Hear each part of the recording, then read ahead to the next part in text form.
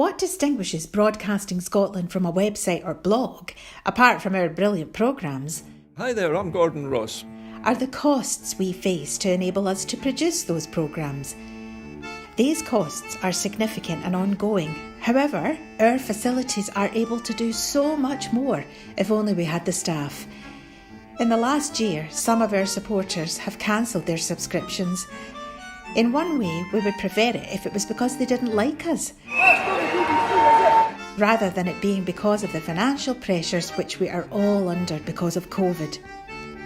The really positive outcome of our fundraiser is that at a time of economic challenge in Scotland, we will use your donations to create jobs and in a small way contribute to improving the Scottish economy.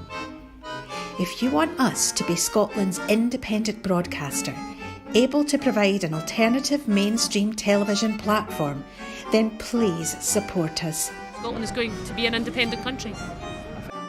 Just imagine what we could do if we had even 1% of the BBC Scotland channel's budget. Imagine. And then please consider turning your imagination into reality. Please support us if you can afford it.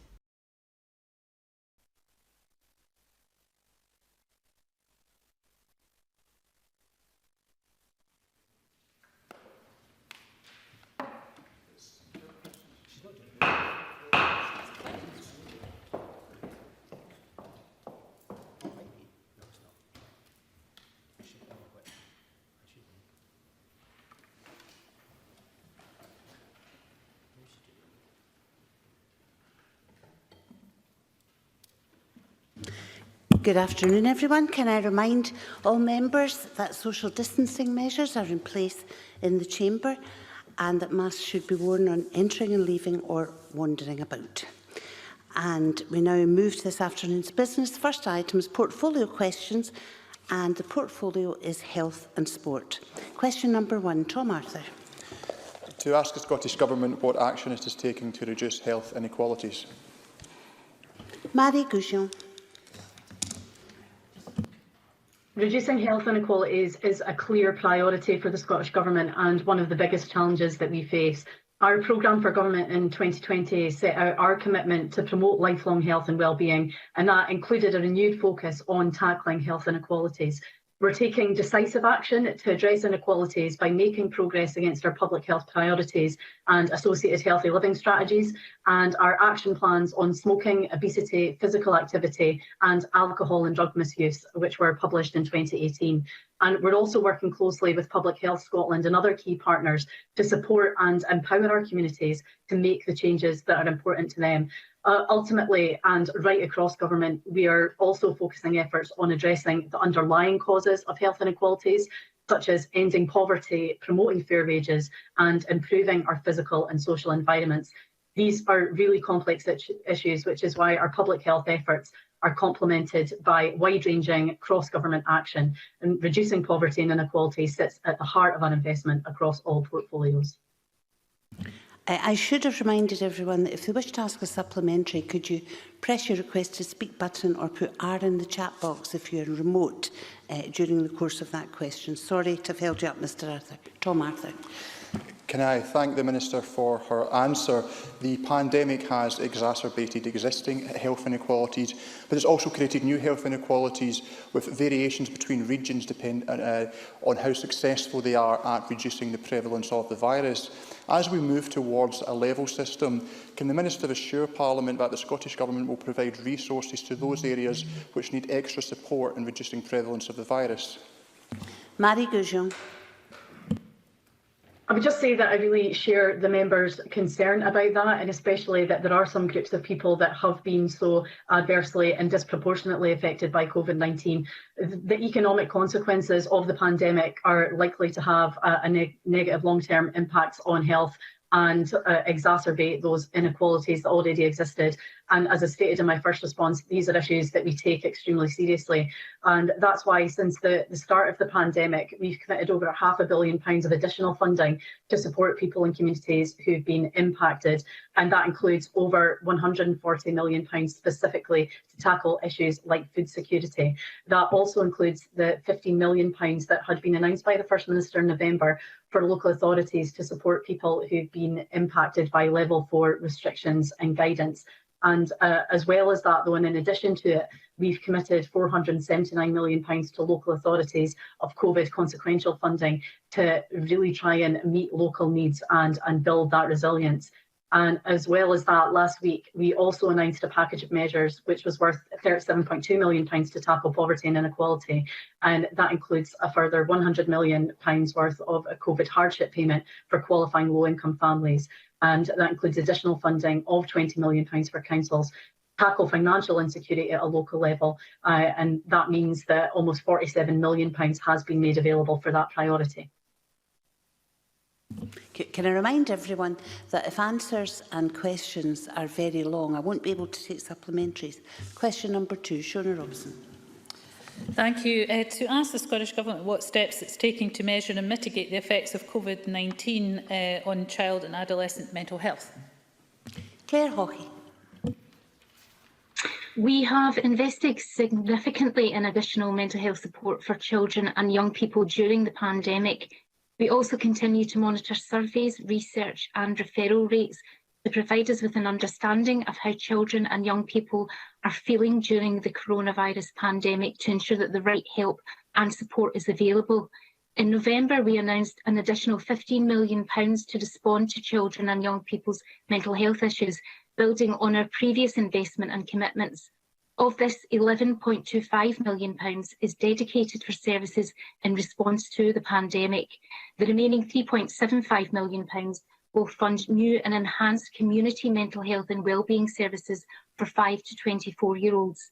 I know the member will have been pleased to see that £445,000 of this funding was allocated to Dundee to provide new services which focus on prevention, early intervention and the treatment of distress.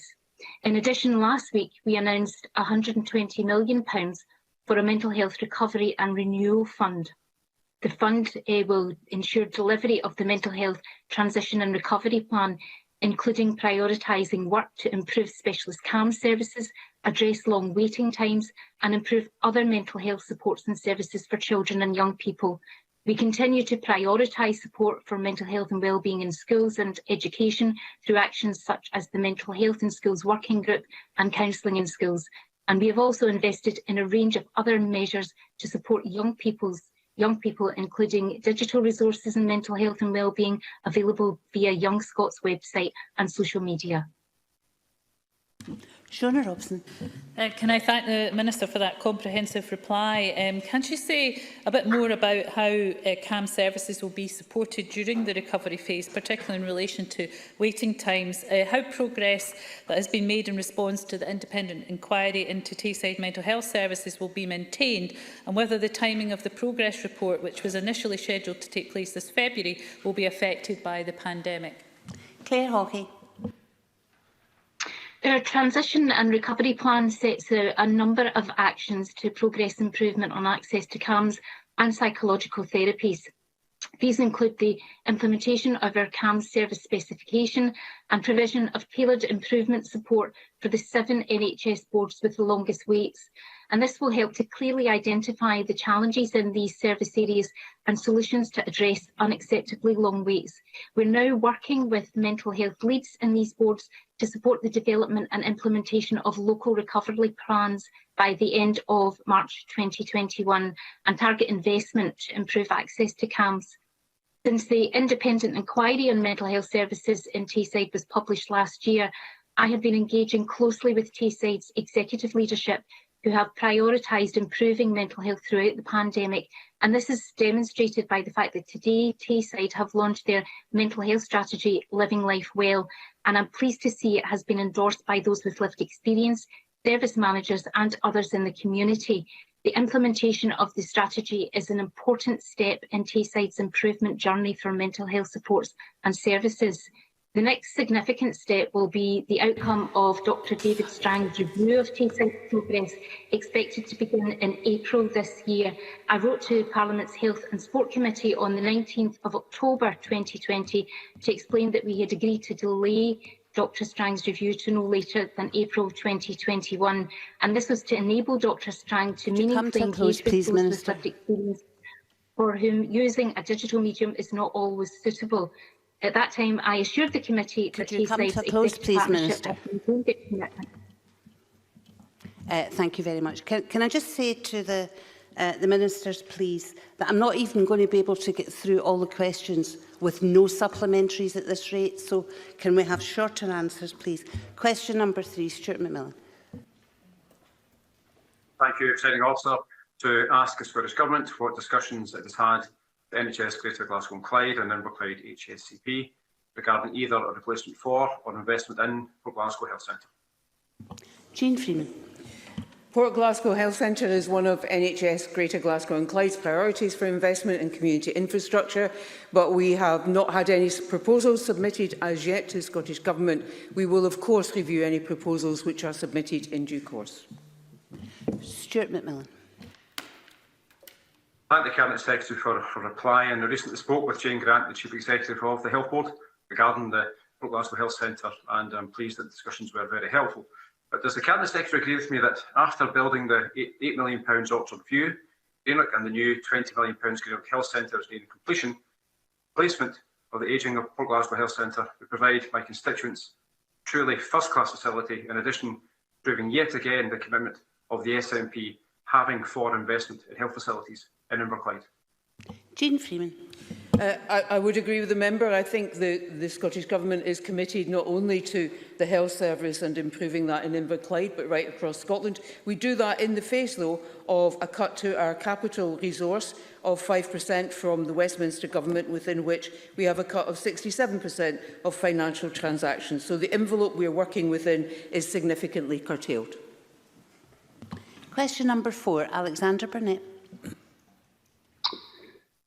Thank you, Deputy Presiding Officer. To ask the Scottish Government what it is doing to ensure that older patients in hospital are receiving the COVID-19 vaccine. Jean Freeman. The Chief Medical Officer issued a letter to all the health boards on the 5th of February this year, setting out the guidance on how health boards should vaccinate those within eligible JCVI priority cohorts who are in hospital prior to discharge in circumstances where that cohort is currently receiving vaccination in the community. Of course, care should be taken to check that records for previous history of COVID vaccination, confirmation of vaccine and steps should be taken to enable a second dose as appropriate. All of those decisions are made quite rightly by clinicians, taking into account all of those factors. Alexander Burnett. Can I thank the Cabinet Secretary for that answer? I have a constituent in their 80s who was recently transferred from NHS Highland to NHS Grampian, but they have not been vaccinated. But can the Cabinet Secretary clarify where the responsibility lies for this constituent to receive their vaccine, and what measures are being taken to ensure that those transferring between health boards are not slipping through the cracks? Jean Freeman. So without knowing the particular circumstances of the individual Mr Burnett is referring to, I can't comment, nor should I, but if he cares to send me that information, as I've said many times in the Chamber and in the frequent letters to MSPs, I'm very happy to look at these situations. Chief Medical Officer and our Chief Operating Officer for the NHS have regular discussions both with the vaccination teams across the country and also with the Chief Execs to make sure that these policies are being implemented, but inevitably there may be occasions where someone does fall through the cracks. As soon as we are alerted to that, we will take action to redress it. Question number 5, Alex Rowley. Presiding Officer, to ask the Scottish Government what steps it's taken to address the reported increased demand for mental health services. Claire Hawkey. The Scottish Government are working closely with NHS boards to assess the impact of COVID-19 on mental health services in terms of both demand and capacity, and this includes anticipatory workforce planning, which boards are considering as part of their wider plans to remobilise services. You caught me short there, Minister. Alex Rowley. Thank the Minister for that answer. The latest government figures show almost a third of Scots are reporting high levels of psychological stress. We also saw the second Scottish COVID-19 mental health tracker study that revealed that suicidal thinking had been reported by 13.3% of respondents compared to 9.6% in the initial report in October. So I very much welcome the NHS Tayside announcement today, the Living Life Well strategy. Does the Minister accept that we need to actually develop those strategies right across Scotland? And will she be working with every health board to look at putting in place the support that's necessary? Claire Hawkey.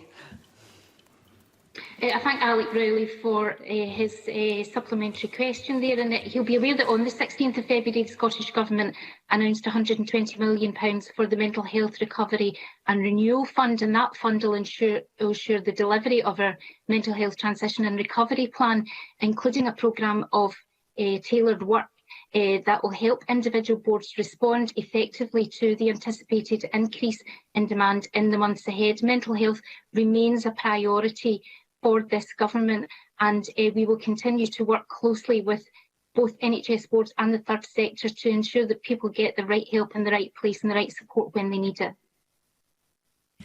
Supplementary, please, from Bill Kidd. Thank you very much indeed. Can I ask the Minister how the additional funding of the £120 million she mentioned, announced by the Finance Secretary last week, will improve access to medical health services for those with pre-existing mental health conditions? Claire Hawkey. So the £120 million announced for the Mental Health Recovery and Renewal Fund will ensure that our Mental Health Transition and Recovery Plan is delivered, and this covers all patients who are new to mental health services and those with existing mental health conditions. Alongside our tailored improvement support for NHS boards, the funding will support our ongoing work to improve specialist CAMHS services to address long waiting times and clear waiting list backlogs, and nearly £10 million of that will be allocated to clearing backlogs in psychological therapy waiting lists for adults. And question number 6, Finlay Carson. To ask the Scottish Government how many new staff will be required to meet the mental health needs of people following the COVID-19 pandemic. Claire Hawkey. Our Transition and Recovery Plan lays out the actions designed to support the mental health needs across Scotland, and it includes a commitment to develop a renewal programme for mental health services and undertake an assessment of future workforce needs. Additionally, we are working with NHS boards to assess the impact of COVID-19 on mental health services, and this includes anticipatory workforce planning, which boards are also considering as part of their wider plans to remobilise services. And this builds on our prior work in publishing the first integrated national health and social care workforce plan in the UK in December 2019. This sets out how health and social care services will meet growing demand to ensure the right numbers of staff with the right skills across health and social care services. Finlay Carson. Thank the Minister for that response. Bearing in mind the Royal College of Physicians and Psychiatrists in Scotland has already reported serious recruitment gaps in specialist mental health services prior to the pandemic, coupled with a recent poll suggesting over 1 in 4 people believe it will have a damaging effect on their mental health in the future, will the Minister pledge to provide the resources needed to address this through well-staffed services in both the short term and the long term? Claire Hawkey. Mental health is and will continue to be an absolute priority for this government. Last week, we announced £120 million for the Mental Health Recovery and Renewal Fund, and this is the single largest investment in mental health in the history of devolution. This is in addition to the £142.1 million that had already been allocated to mental health in the 2021 2022 budget. Our Recovery and Renewal Fund will ensure the delivery of the mental health plan that we published in October last year, and this includes a commitment, as I previously mentioned, to undertake an assessment of future workforce needs as part of our renewal programme for mental health services. I can certainly provide the member with information about the additional recruitment that has been done under this government, and I'm more than happy to do that with him. And we will continue to work closely with the Royal College of Psychiatrists to discuss their concerns about the workforce across mental health services and to work closely with them in the Choose Psychiatry programme. And a short supplementary, please, from Emma Harper. To ask the Government how it's working with the third sector in community mental health services, including across D&G, to provide greater access in local settings to signpost people to mental health services close to their communities. Claire Hawkey. The Scottish Government financially supports a wide range of third sector organisations that contribute to its improvement agenda for mental health and wellbeing. We know that the COVID-19 pandemic has had and will continue to have a substantial impact on the mental health of the population, and our Transition and Recovery Plan recognises the role of the third sector in the delivery of our mental health ambitions. Specifically, we'll ensure that third sector organisations are among our core strategic partners for the development and implementation of the actions in the plan, and in light of the new challenges faced by third sector organisations, we'll continue to work in partnership with the sector at a strategic and operational level. And question number 7, Tom Mason. Thank you, President. To ask the Scottish Government what plans it has to reduce the backlog of elective surgical procedures has arisen in the NHS Grampian area due to the COVID-19 pandemic. Jean Freeman. Published figures for NHS Grampian at the 30th of September 2020 show 10,680 patients waiting over 12 weeks for surgical procedures. We are, of course, aware of these current pressures and anticipated them in response to the work against the COVID pandemic, which is why we published in November the Clinical Prioritisation Framework for Elective Care, which sets out the principles that NHS boards follow when considering decisions around prioritising cases on their elective care waiting list during the COVID-19 pandemic. At the same time, NHS Grampian, like other boards, is also in the process of completing its plan for 21-22 about restarting services as we successfully suppress the virus. These plans will seek to balance the need to address the backlog alongside the time and support needed by frontline staff to recover from the significant pressure that they have been working under for 12 months now. Tom Mason. And thank the Cabinet Secretary for that answer. According to the latest data, in December, planned operations in NHS Grampian area was at the second highest rate of any health board. This is in addition to procedures postponed since March last year, which number well into the thousands. We understand hospitals must prioritise treating coronavirus, but these are critical operations and the effect of cancellation on patients can be severe. So can the Cabinet Secretary assure me that NHS Grampian will have everything needed to get through the backlog, and when will my constituents again be seen within the statutory waiting times? Jean Freeman. So Mr Mason is absolutely right. These are critical questions and critical operations, not least for the individuals who are waiting to have them. That is the point of the prioritisation framework. It is an iterative exercise, clinically led, the framework itself clinically written, in order to ensure that patient status and the criticality of their operation is continually updated according to how they are progressing. That is also the point of the plans that I outlined there very briefly. They will come into Scottish Government at the end of this month, so by the start of next week. We will then be able to consider those and look at how we can continue to resource our health boards to return to non-COVID healthcare in an increasing way as we successfully combat the COVID pandemic. Of course, the one cannot happen without the other. And that is why the measures that we take as a government to continue to suppress the virus to its lowest possible level, all the restrictions that we ask the public to comply with, and they do, and we're very grateful for that, the vaccination programme, the testing programme, all of these are of a piece, and you cannot pick one out without also considering the other. As we make progress, I will, of course, be happy to update the member on NHS Grampian's particular approach. And question number 8, Colin Smith. Thank you, Presiding Officer. To ask the Scottish Government what assessment it has made of mental health services in rural areas. Claire Hawkey. Health boards were asked to submit plans which include mental health services as part of our NHS remobilisation process, and we've been working closely with all territorial boards, including those covering rural areas, throughout the pandemic to plan the recovery of services across Scotland. The needs of rural areas are taken into account both in our response to the pandemic and our plan for recovery. The Scottish Government acknowledges the difficulties some people can face accessing services in rural areas and is committed to providing clear, comprehensive and accessible support for mental health. Colin Smith.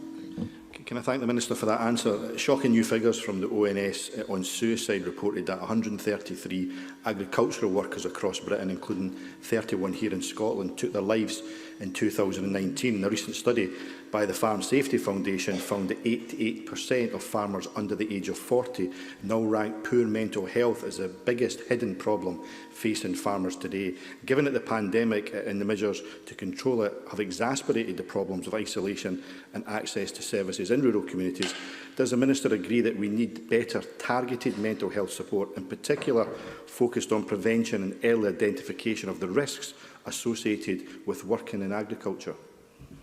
Claire Hawkey. So I thank Colin Smith for that question. The needs of rural areas and their communities are taken into account in our response to the pandemic and our plan for recovery. And we've provided a range of funding to support mental health, including expansion of the NHS 24 mental health hub phone lines, so it's now available 24 hours a day, 7 days a week.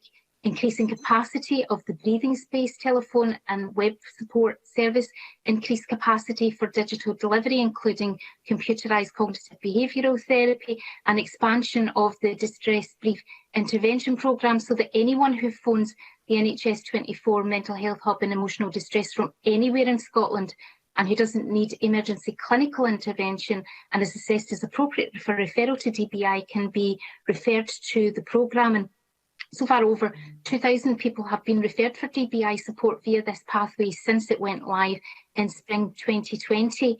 The Mental Health Transition and Recovery Plan, which I've referred to in previous answers, gives an outline of our continuing response to mental health impacts of COVID-19, and the plan recognises the challenges of rural isolation and includes an action to work with the National Rural Mental Health Forum to develop an approach to ensure that these communities have equal and timely access to mental health support and services, regardless of where they are in the country.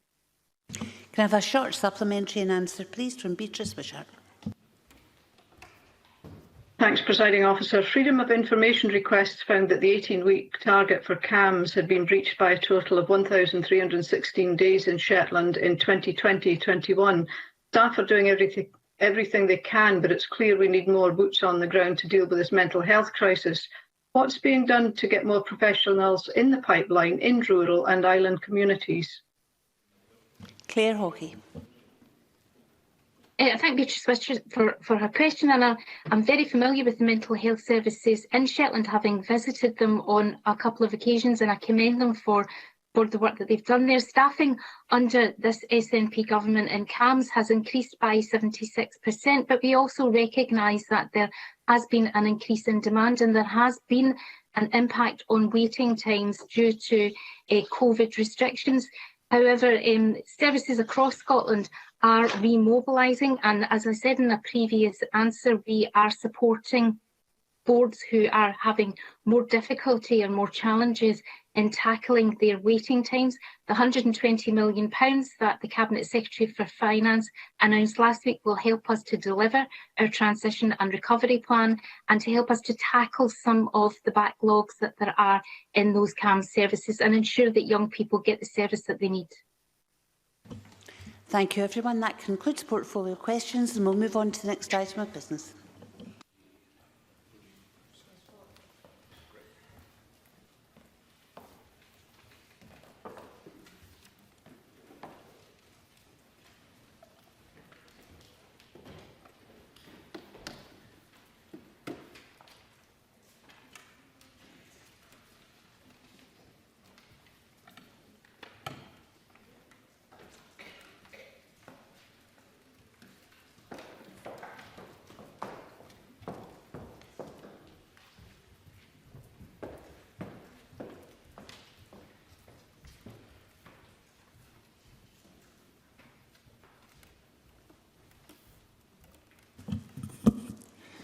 Thank you very much. The next item of business is a debate on motion 24224 in the name of Kate Forbes on the Budget Scotland number 5 bill at stage 1. Can I invite members who wish to speak in this debate to press the request to speak buttons now, and I call on Kate Forbes to speak to and move the motion. Thank you, Presiding Officer, and I'd like to start by thanking the Finance and Constitution Committee for their report, to which I will respond ahead of stage 3. Today, though, we are reminded of the difference that 1 year can make. At this point in last year's budget bill, we had yet to pivot to respond to the emerging threat of the virus that was to come in the following days. And since then, I believe it has been clear that only by working together as a Parliament can we provide the support that our people, our businesses and our communities need and deserve. And that's what I have worked hard to do with this budget.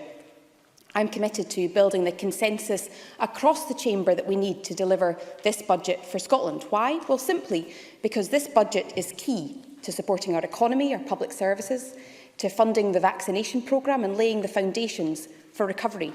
But to do all of that, it needs to pass.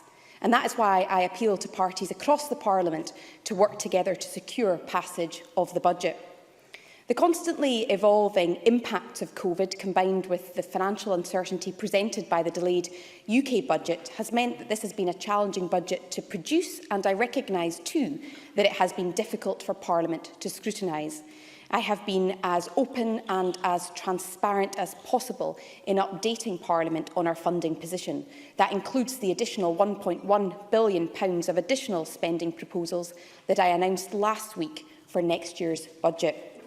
The delayed UK budget in March is key to confirming what the actual funding position will be for Scotland next year. I think it's likely that will mean we need to make further changes to the bill following the UK budget to ensure that the allocations reflect the resources available and to secure parliamentary support. Over the past few weeks, I've met with every party in this chamber several times, and I'd like to thank all members for their consideration of the budget and their willingness to engage in discussions. The additional £1.1 billion of spending proposals I outlined last week reflected the cross-parliament priorities identified in those discussions. It included the request by the Liberal Democrats for an increase in spending for mental health and education. It responded to the suggestion by the Greens to focus on energy efficiency measures and further steps to tackle poverty and inequalities.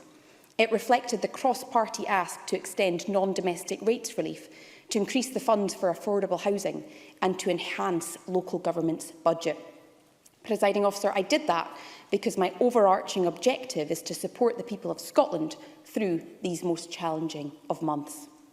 And that brings me to the two reasoned amendments to the budget bill today. And I should state at the outset that the Government doesn't vote for reasoned amendments to the budget bill until negotiations with other parties have been completed. So I'd ask Labour and the Tories to consider continuing to negotiate in good faith before stage 2 and after the UK Government's budget in order to make progress on their proposals. Firstly, to Jackie Bailey's amendment, I thank her for the various discussions that we have had over the last few weeks, and I remain fully committed to exploring her proposals in advance of stage 2 and after the UK Government's budget, which will provide greater clarity on the funding available to us. I'm sympathetic to considering what further steps we can take to support carers, and so we'll carefully examine this proposal in detail over the next fortnight. Two main issues still need to be considered to ensure this proposal is deliverable, and that's why I regret that I cannot support the amendment as it stands today. One of those issues is that this government has already committed to collective bargaining, which I know is a principle that the Labour Party also holds to, and I wouldn't want anything to cut across that. And secondly, it needs to be affordable. And as the government, I ultimately need to ensure that proposals on pay, which are recurring and so cannot be covered by one-off COVID consequentials, can be funded, particularly when there will be knock-on impacts on other workforces. All that being said, my public commitment today is to explore carers' pay with officials and with Jackie Baillie on behalf of the Labour Party over the coming weeks to see if we can come to a compromise. And to Murdo Fraser's amendment, I've repeatedly thanked local government for their efforts over the last year, and that's why I provided a further £275 million to local government in last week's statement. Anything further would be subject to the UK government's budget, as all funding has been committed, including preemptively assuming an additional £500 million of COVID consequentials and pledging to support businesses. I know that the Liberal Democrats and the Greens have further asks also, and I hope that all parties here today will consider enabling Stage 1 to pass so that these proposals can be considered in good faith. Presiding Officer, whilst engagement across party lines continue, this budget is already delivering the certainty that businesses need. A key ask from businesses and from members of this chamber was to extend this year's rates relief for retail, hospitality and leisure for the whole of next year, and I was pleased to propose this extended relief in my statement last week, providing that certainty to businesses in these critically impacted sectors. And on top of this, we are now providing for the lowest poundage available anywhere in the UK, saving ratepayers over £120 million compared with previously published plans. Presiding Officer, this pandemic is first and foremost a health crisis. We have a commitment to ensure that all health consequentials are passed on in full. We've not only delivered that for next year, we have exceeded it. As I announced last week, we are proposing to provide £120 million of additional funding to help tackle the pandemic's significant mental health impacts, exceeding the ask by the Liberal Democrats for an additional £100 million for mental health. And at the same time, we are providing further support for the recovery of the NHS with an additional £60 million to continue this vital work. And overall, this budget provides a record level of spending on our health frontline. Members across the chamber have asked that we provide a fair settlement for local government. The next year's local government settlement will be £11.6 billion. In addition, they will receive £259 million of non-recurring additional COVID funding.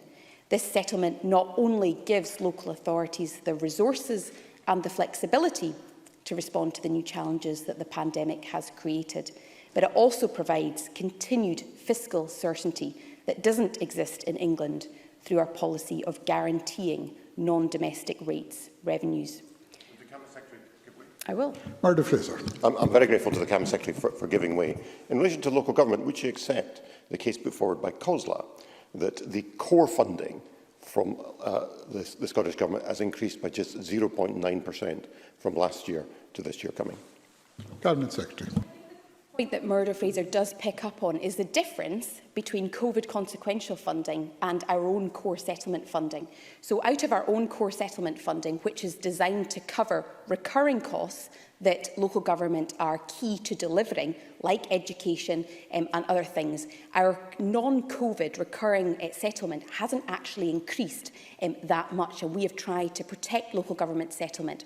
Over and above that, there is, of course, additional COVID consequentials for the Scottish Government, which we have passed on to local government. That includes the £259 million that I mentioned for next year, which was topped up by £275 million to help with COVID pressures. So there is a distinction to be made there between recurring funding and non-recurring funding. We are also the only devolved government to have committed to extend the COVID-19 reliefs into 2021-22, replacing £719 million of non-domestic rates income. Presiding Officer, I recognise the contribution of our public sector workers and the ambition on all sides of the chamber, including my own, to go further on public sector pay. The UK Government pay freeze has a direct and material impact on our funding position, so a balance needs to be struck between fairly rewarding public sector workers, job security and maintaining employment levels across all sectors in the wider Scottish economy. Our progressive approach, nevertheless, maximises awards for the lowest paid, recognising that the impacts of the pandemic have not been felt equally across society, whilst ensuring that pay rises are affordable now and in the future.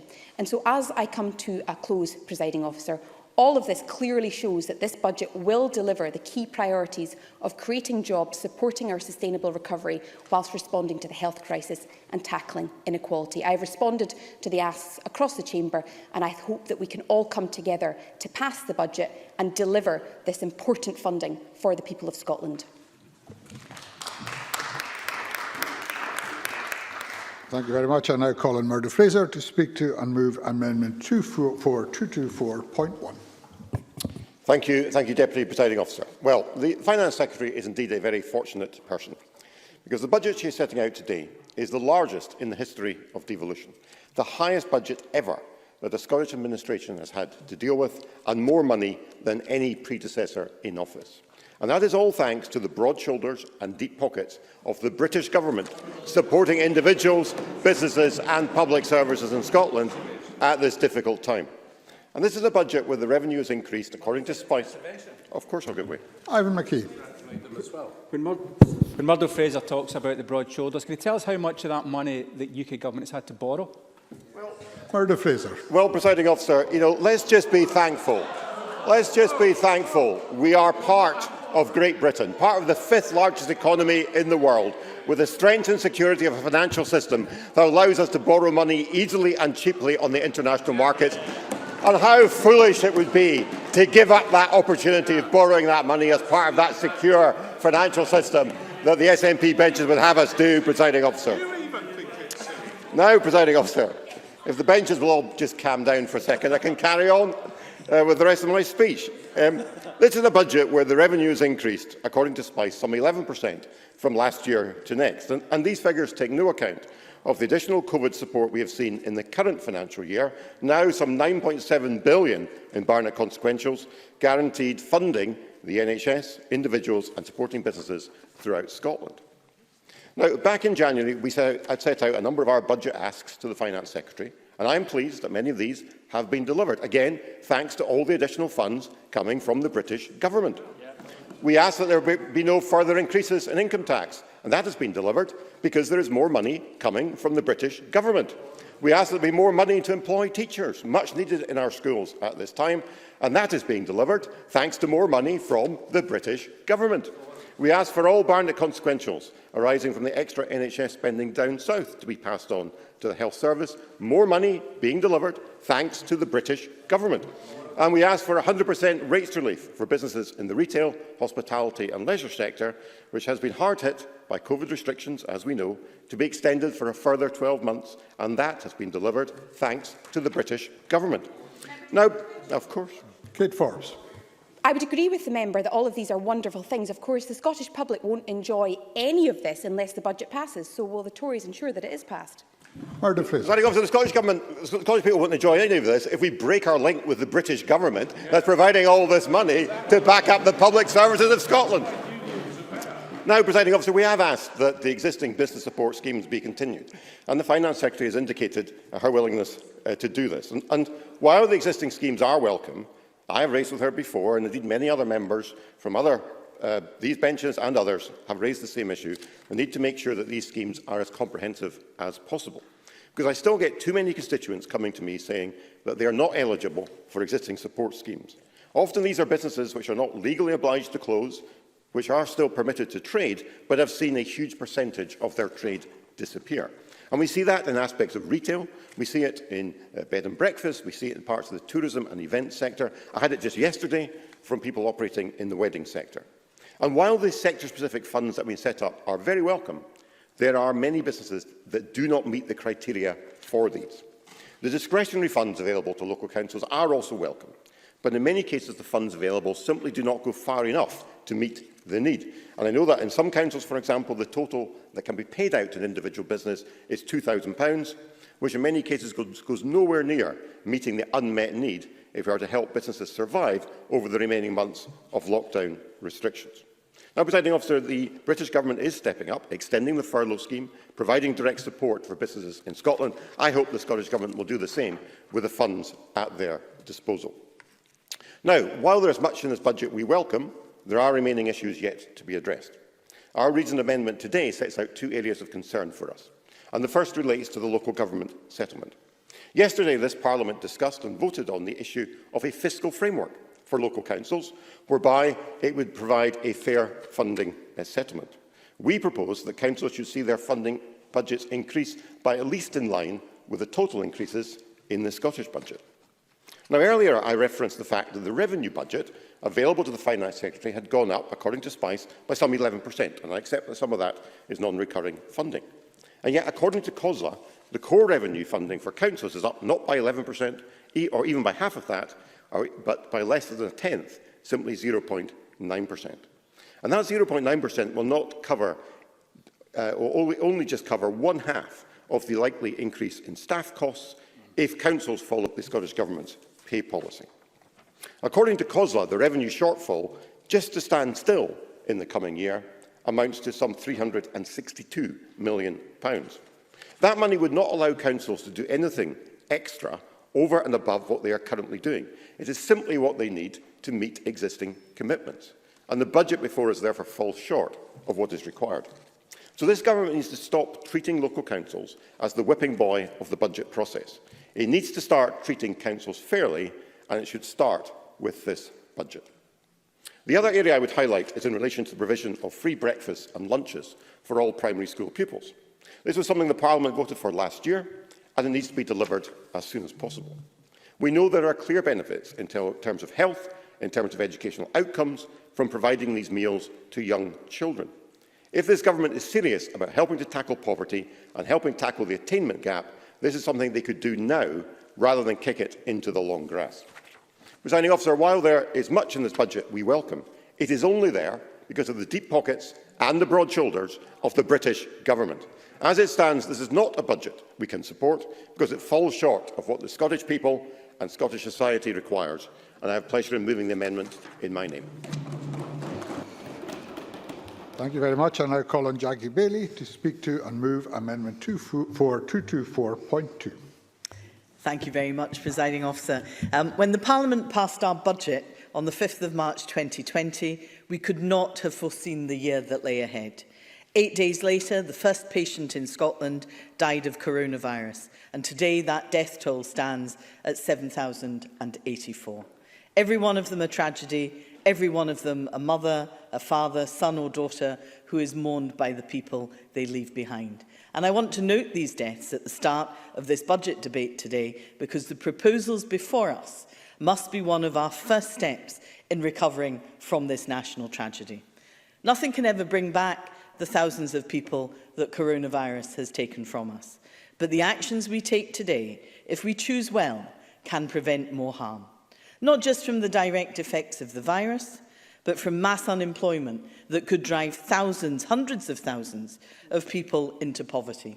From the suffering that could be the result of an NHS that struggles to get back on its feet and provide vital care to people suffering from life-threatening diseases like cancer or waiting in pain for too long for operations. And also from the lagging effects of increased inequality that could damage the life chances of our young people for years and years to come. In this budget, Presiding Officer, we have the chance to choose a different direction of travel that really makes this a budget for recovery. One that invests in our economy, gives us the best chance of protecting jobs and businesses, remobilises our NHS, and also rewards our frontline workers. There is much in this budget that we welcome, including the deep pockets of the UK government, but it doesn't go far enough. The coronavirus crisis may have exposed the deep inequalities in our society, but it actually didn't create them. And the truth is, when the pandemic hit, Scotland's economy was still struggling to fully recover from the last recession. So we can't afford for the government to make the same mistakes they made after the last economic crisis.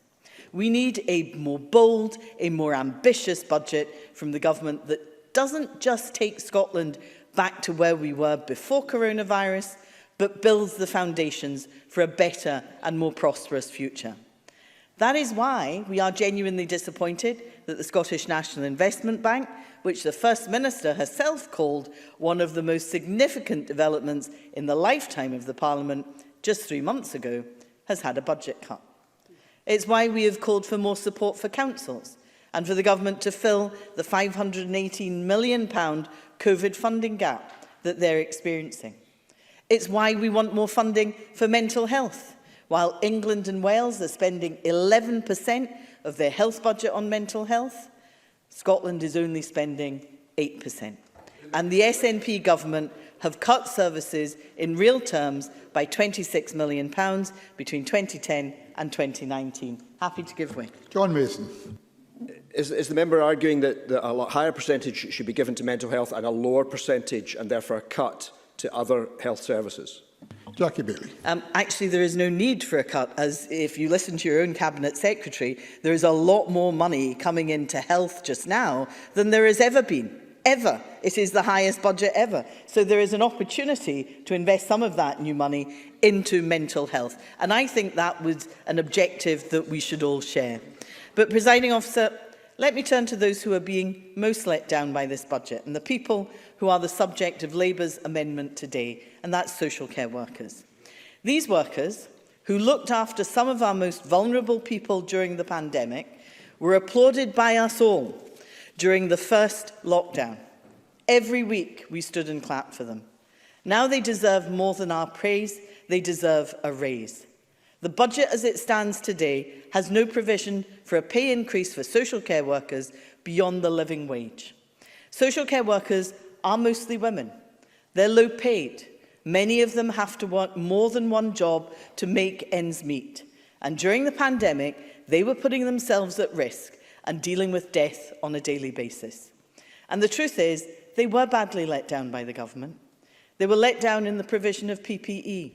They were let down by a lack of guidance. They were let down by the routine discharge of patients with COVID from hospitals to care homes, a decision that created a wave of deaths that many had to face each and every day they went to their work. It is unacceptable that we should be asking people to do these jobs for poverty pay. That is why we've laid a reasoned amendment backing the GMB's call for £15 an hour for social care workers. This isn't just about fair pay for a day's work. It's fundamentally about decency and dignity. We cannot and we should not expect people to do some of the most demanding jobs in our society for poverty pay. The coronavirus crisis has opened the public's eyes to the work social care workers do. It is not just the workers, their unions, and those of us on these benches who are demanding action. It is the public who want to see them rewarded. Let me thank Kate Forbes, the Finance Secretary, for her very positive engagement on this issue. Labour's reasoned amendment reflects those discussions and provides for a staged approach. An immediate rise of £12 per hour, followed by a review to achieve £15 per hour. And I am happy to agree continuing discussions with the Cabinet Secretary to get to that point. So let me be very clear, Presiding Officer. While there is much that we would like to see improved in this budget, if the Government accepts our amendment and rewards social care workers and gives them the respect they deserve, then the Government can rely on Labour's support for this budget at stage 3. Thank you very much. And I now call on Bruce Crawford on behalf of the Finance and Constitution Committee. Thank you, Deputy Presiding Officer. Deputy Presiding Officer, when I agreed to take on the role of the convener of the Finance and Constitution Committee, now unbelievably almost 5 years ago, I could never have imagined just how much of a roller coaster I was letting myself in for. While the mysteries of the fiscal framework and the impact of Brexit were challenging enough, they have of course been overshadowed by the tragic national emergency which we continue to face.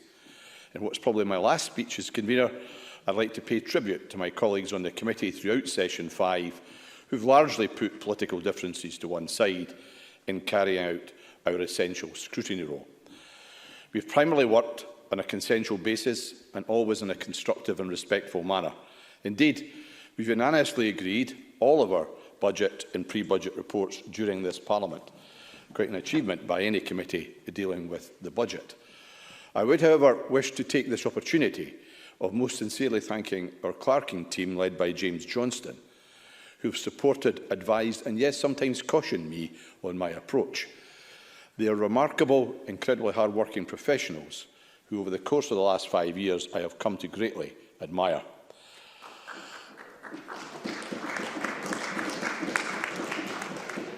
Presiding Officer, it's inevitable that the focus of our report on Budget 21-22 has been on the economic and fiscal impact of the pandemic. We recognise that the progress of the vaccination programme provides for some optimism. However, both the UK and Scottish economic and fiscal outlooks remain highly uncertain. The impact of the UK's trading relationship with the EU also remains unclear. Given that continuing uncertainty and with borrowing costs extraordinarily low, the committee's view is that the economic recovery from the crisis should be the priority in the next financial year rather than fiscal consolidation. The committee notes that there does not yet appear to be any evidence of overall differential impact on the Scottish economy relative to the UK economy from either the pandemic or the future trading relationship with the EU. Given the way the fiscal framework operates, this means that the Scottish budget is relatively well protected from the continuing UK-wide economic shock. However, the medium-term financial strategy highlights a considerable risk that the Scottish income tax base might prove less resilient to COVID-19 and Brexit simply due to differences in sectoral composition of the two economies once we begin to emerge from the pandemic. The MTFS also suggests this means differences are likely to emerge when business support measures such as the furlough scheme are withdrawn. The committee has therefore invited the Cabinet Secretary to explain what actions can be taken by the Scottish Government to address this considerable risk. We have also recommended that our successor committee continues to closely monitor the impact of Scotland's relative tax performance on the budget as the economy emerges from the pandemic and government support is withdrawn. Presiding Officer, a key question for the committee was the extent to which the pandemic has had a differential impact on sections of the population and some sectors of the economy. While some sections of the population have been well protected in terms of employment and income, others have suffered economically. The pandemic has led to more job losses, higher rates of furlough and less ability to work from home among younger, lower income and less educated people. The committee recognises, therefore, that it's highly likely that the crisis has exacerbated existing structural inequalities, with particular severe consequences for people on low incomes. The committee's view is that a fair economic recovery from COVID will require proactive measures to reduce wealth and income inequality, with a need for a particular focus on supporting lower income, less educated and younger workers in the labour market. It should also help them progress up the labour market while driving up standards of pay and workplace rights.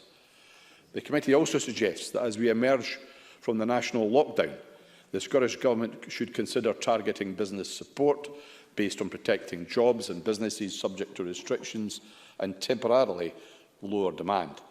But that support should also be targeted at incubating emerging businesses and sectors.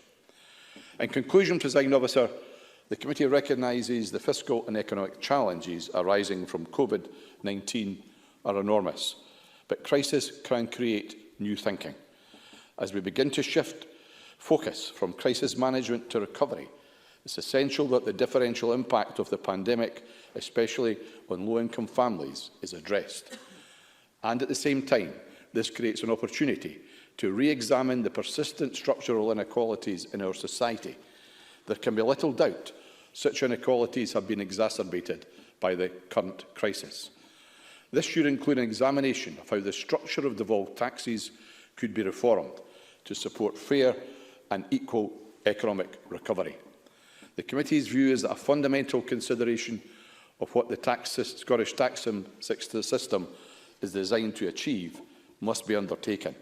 In particular, the role of tax policy in achieving a just, sustainable and strong economy as we emerge from the grip of COVID should be considered, and any review should include the breadth and nature of the tax base, the impact of economic growth on the tax base, and the relationship between local, Scottish and UK-wide taxes. We recommend a national conversation jointly led by the Government and Parliament, which should include a wide range of voices from across Scotland. And in doing so, Presiding Officer, I have every confidence that Parliament can rise to the enormous challenge it will face in Session 6 in addressing the tragic and brutal impact of COVID. And finally, if I may finish on a slightly more optimistic note, I have tremendously enjoyed my role as convener, and I wish our successor committee the very best of luck in dealing with the significant challenges it and the new Parliament will undoubtedly face. Presiding Officer. Thank you very much, Convener. And I now call on Willie Rennie. If that is Bruce Crawford's last speech, can I just say that I think he'll be a huge loss to this Parliament. He's made an immense contribution to political life in Scotland.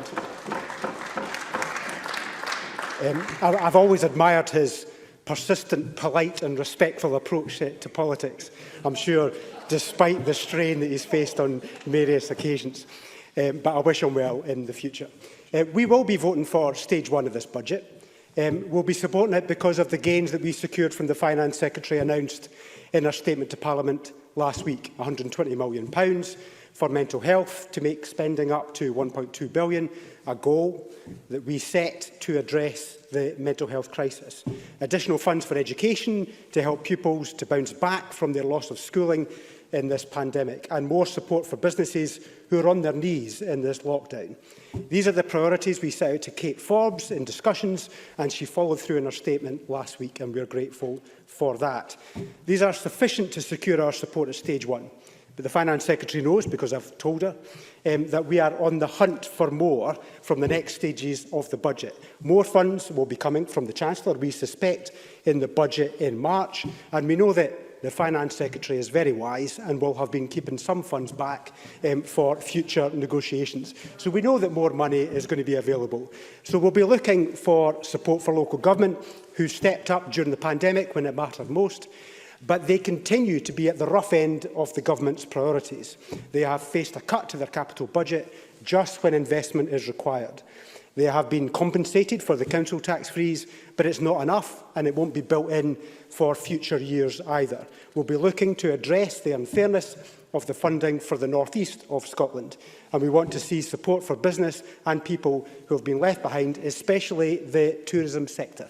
Yes, I'll give way. Jackie Bailey. Thank you very much to Willie Rennie for giving way. I wonder whether I could invite him to say whether he would support a pay rise for social care workers. She's obviously read my speech. I will come to that in a second because I'm going to address that issue. But on education, we want more bounce-back funds for pupils to help them recover from this pandemic. The Scottish Government still doesn't have, we believe, adequate plans in place to give young people in our schools the boost that they need in the coming year. And of course, additional support for mental health is still required as we have a mental health crisis in this country. So there's a lot to do to put the recovery first, and we're going to argue for it.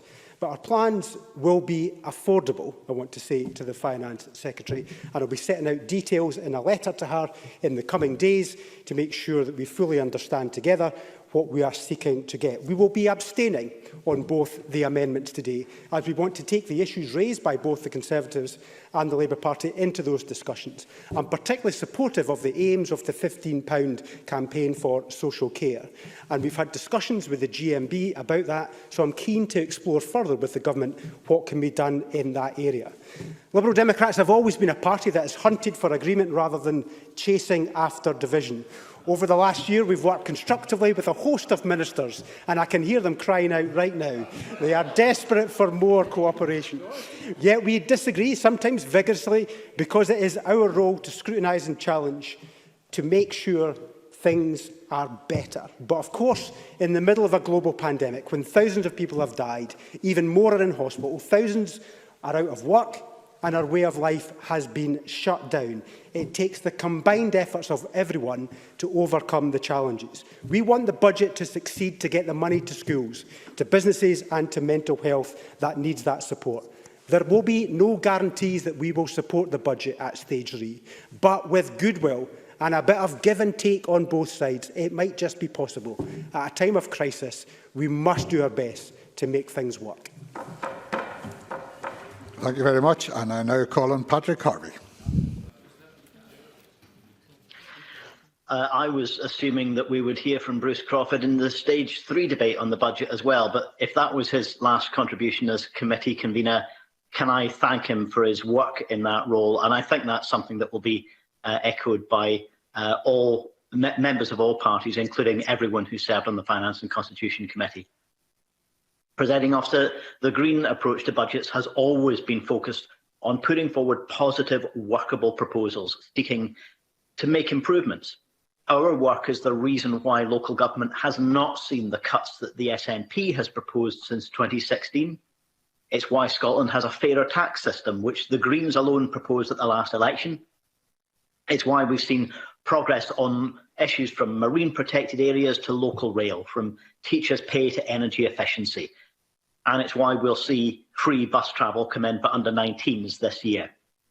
While others often seem to think that defeating the budget and throwing public services into crisis should be their objective, we know that winning improvement is the real objective, and that while voting down a budget can be a necessary step, it should be a last resort. This year, we've set out some clear challenges for the government.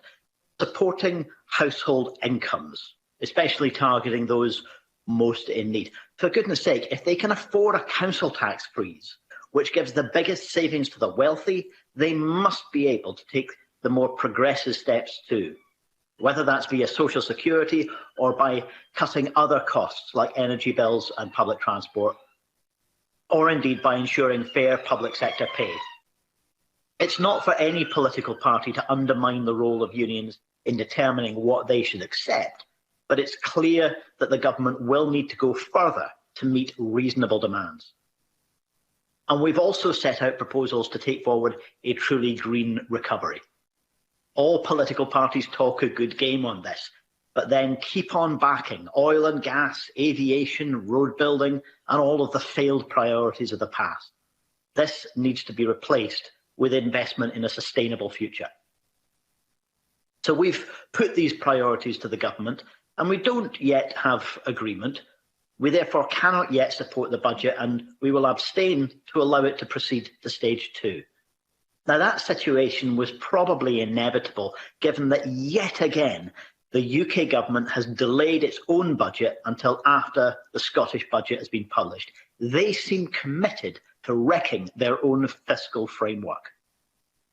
Let me turn to the amendments. The Tory amendment refers to the draft budget, which of course doesn't even exist. It also casts judgment on the settlement for local government before we know what the final position is going to be. As for the Labour amendment, I strongly support the call for fair pay for social care workers. But Labour MSPs know that there is no possible amendment to the budget which can achieve that. The Scottish Government is not the employer of social care workers, and it cannot directly change their pay rate. As the campaign by Unite the Union makes clear, we need national and sectoral bargaining covering all care workers in order to achieve this. That's something the Greens proposed in our Green New Deal for Workers paper last year. We will therefore abstain on the motion and on both amendments, and we will continue working toward budget changes to achieve improvement for Scotland's people, both in the immediate crisis in household incomes and in the long-term drive for a green recovery. Thank you, Presiding Officer. Thank you very much. We now move to the open debate, and I call Tom Arthur to be followed by Jamie Halcrow-Johnson.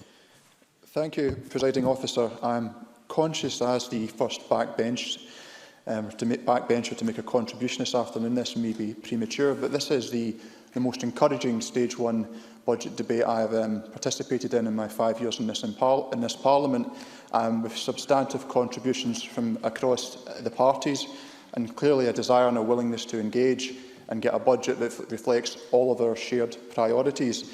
And I think that demonstrates that, contrary to what some may suggest, this Parliament is a robust institution, and as such that when people do come together and work together in good faith, results can be achieved. And I think that is nowhere more in evidence as on the Finance and Constitution Committee. And while I don't think we've heard the last of my friend and colleague Bruce Crawford yet, I do want to pay tribute to Bruce and to the clerks on the committee for all their hard work. One thing I'm always conscious of when speaking in budget debates is we use a lot of big numbers which perhaps don't necessarily relate back to the lived experience of our constituents. So this is something I want to touch on in my contribution, and really what I want to do is to get to the heart of what this budget actually means for people in Renfrewshire South. In my constituency, 5 high schools, 18 primary schools and 1 special school will benefit from over £1.8 million in pupil equity funding. This is funding to be spent at the discretion of head teachers to close the attainment gap. Now, in 2016, the SNP Scottish Government provided nearly £30 million in funding for a new Barrhead High School. And the £1 billion Learning Estate Investment Programme will also benefit pupils in Renfrewshire South in coming years with a new primary campus for Neilson Primary and St Thomas's Primary, and also a new Thorn Primary in Johnston in due course. Families with young children will also benefit from the increase in ELC provision from 600 to 1,140 hours, saving families over £4,500 per child per year, while free school meals will save around £380 per year. Across Renfrewshire and East Renfrewshire council areas, around 19,000 children and 12,000 families are expected to benefit from the Scottish Child Payment, thanks to £68 million of investment from the Scottish Government in this budget. The budget also delivers £70 million for the Young Persons Guarantee, continuing to provide work, education or training for every 16 to 24-year-old in my constituency and across Scotland. And all of this is being delivered in addition to ongoing support and commitments such as the baby box, support giving to every family regardless of their circumstances to give children the best possible start in life. And over 30,000 of these have been given out in the Greater Glasgow and Clyde Health Board area since 2017. And on health, our funding in Renfrewshire South will be increased, with a budget increase across NHS Greater and Glasgow Clyde of over £33 million. This will help to ensure that our frontline health and care services continue to receive the support that they require at what is, as we all understand, a very challenging time. Our councils have, of course, been in the front line of delivering support throughout this pandemic. In the last year, over £31 million in COVID-related funds have been given out to local authorities that cover the Renfrewshire South constituency area. This new budget increases Renfrewshire and East Renfrewshire councils' combined budgets by 2.6%. This is in addition to the £90 million that has been delivered across the country to support a freeze-on council tax to help protect household incomes. I know from speaking to local business owners across Renfrewshire South the pressure that they have been under. The extension of 100% non-domestic rates relief for properties in the retail, hospitality, leisure and aviation sectors for all of the next financial year will come as a huge relief. High streets across my constituency are hubs for small businesses, and the commitment of this support I know will be welcome news. And this budget will help to protect our communities as we continue to fight the pandemic. With urgent measures put in place, this budget also provides financial stability for those who need it, easing pressure on household incomes, helping those who need it and reducing their financial burden. This budget does give hope that, as we focus on rebuilding, we can ensure that opportunities are available for all communities, including in my constituency, Renfrewshire South, and across Scotland, as we emerge from this pandemic. And for those reasons, I'll be supporting this budget at stage 1. Thank you very much. I call Jamie Halcrow-Johnson, who will be followed by Annabel Ewing. Thank you, Presiding Officer. And can I remind members of my register of interests as partner in a farming business? Presiding Officer, I recognise that this budget comes at a time when all governments are facing unprecedented challenges. This period ahead of us will likely be the most unusual and least predictable in the history of this Parliament. We should also be conscious at this time of even more extreme uncertainty for Scotland's businesses and people, particularly those who are concerned about the security of their jobs and their incomes. Unfortunately, this week's statement from the First Minister did not offer a clear direction out of the tough restrictions that many businesses have operated under. In my own region, I've heard from many across tourism, hospitality and a range of other sectors that have been left disappointed with the lack of a route map out of restrictions. These businesses have too often had lengthy waits to access support funding, which, even when or if it arrives, has only just about kept them afloat. But beyond that, many have made considerable losses. Public bodies, too, have been forced to work in entirely different ways. Many schools and other centres of learning have been empty for months. Hospitals have had a complete refocusing of the care and treatment they provide. The police have had additional demands placed on them, and local councils have been handed the administration of a number of business support schemes, as well as being at the front line in terms of social care and other services. And that's put a huge additional pressure on them, and in some cases, at least, that has impacted on their abilities to deliver what is expected of them. So this should have been a budget that is ambitious for recovery. To build back better is approaching a cliché, but it must be part of our consideration at every stage. As the rural economy and other committees have been considering as part of the scrutiny of the climate change plan update, we must also be aiming for a green recovery that ensures that hard-won progress against climate targets do not go backwards. And a key part of that is how the government manages its rural economy. Unfortunately, this comes against a backdrop where little guidance or clarity is forthcoming from SNP ministers about the future of rural support and how it will be delivered. Ours is a rural sector that acknowledges the need for change, but it's also looking for certainty too. Despite the government's rhetoric, this draft budget saw programmes like the Agri-Environment Climate Scheme given a headline cut of 20%, at a time when we are told environmental measures are more essential than ever. Another key measure, the Agricultural Transformation Programme, which supports sustainability and innovation in farming, saw a huge underspend last year, which was then reallocated in other areas. What this adds up to is a Scottish Government that is happy to talk about change being essential in the rural sector, yet seems to be undermining vital capital investment schemes to achieve that, all the while piling on additional regulation. In the coming year, the LEADER programme, so valued by our sector, will see its spending cut almost in half. Yes, of course. I'm just curious because the member has listed quite a number of schemes that come from the EU originally and replacement funds haven't been forthcoming from the UK government. That is why there has been substantial cuts in these areas. Is that something he would take up with his UK government colleagues? Jamie Halcrow-Johnson. Thank you very much. This is a point actually the Cabinet Secretary for Rural Economy made, and the point I made back to them, this was a question of choice given the additional funding that the Scottish Government have received from the UK Government over the last year. And of course the convergence money, hard won by the industry and the Scottish Conservatives, has been dipped into to top up the budget for the less favoured area support scheme, taking from one part of the sector to give away to another in a move described by the NFU Scotland as the Scottish Government shortchanging the farming sector.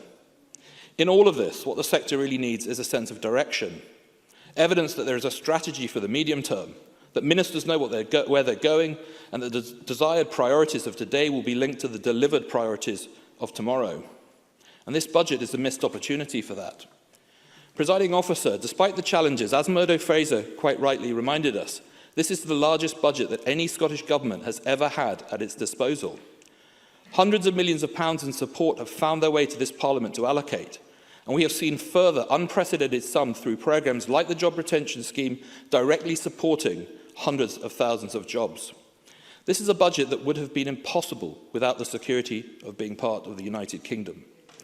It should also have been a budget that shows ambition, that set a path for the time ahead and the challenges we face.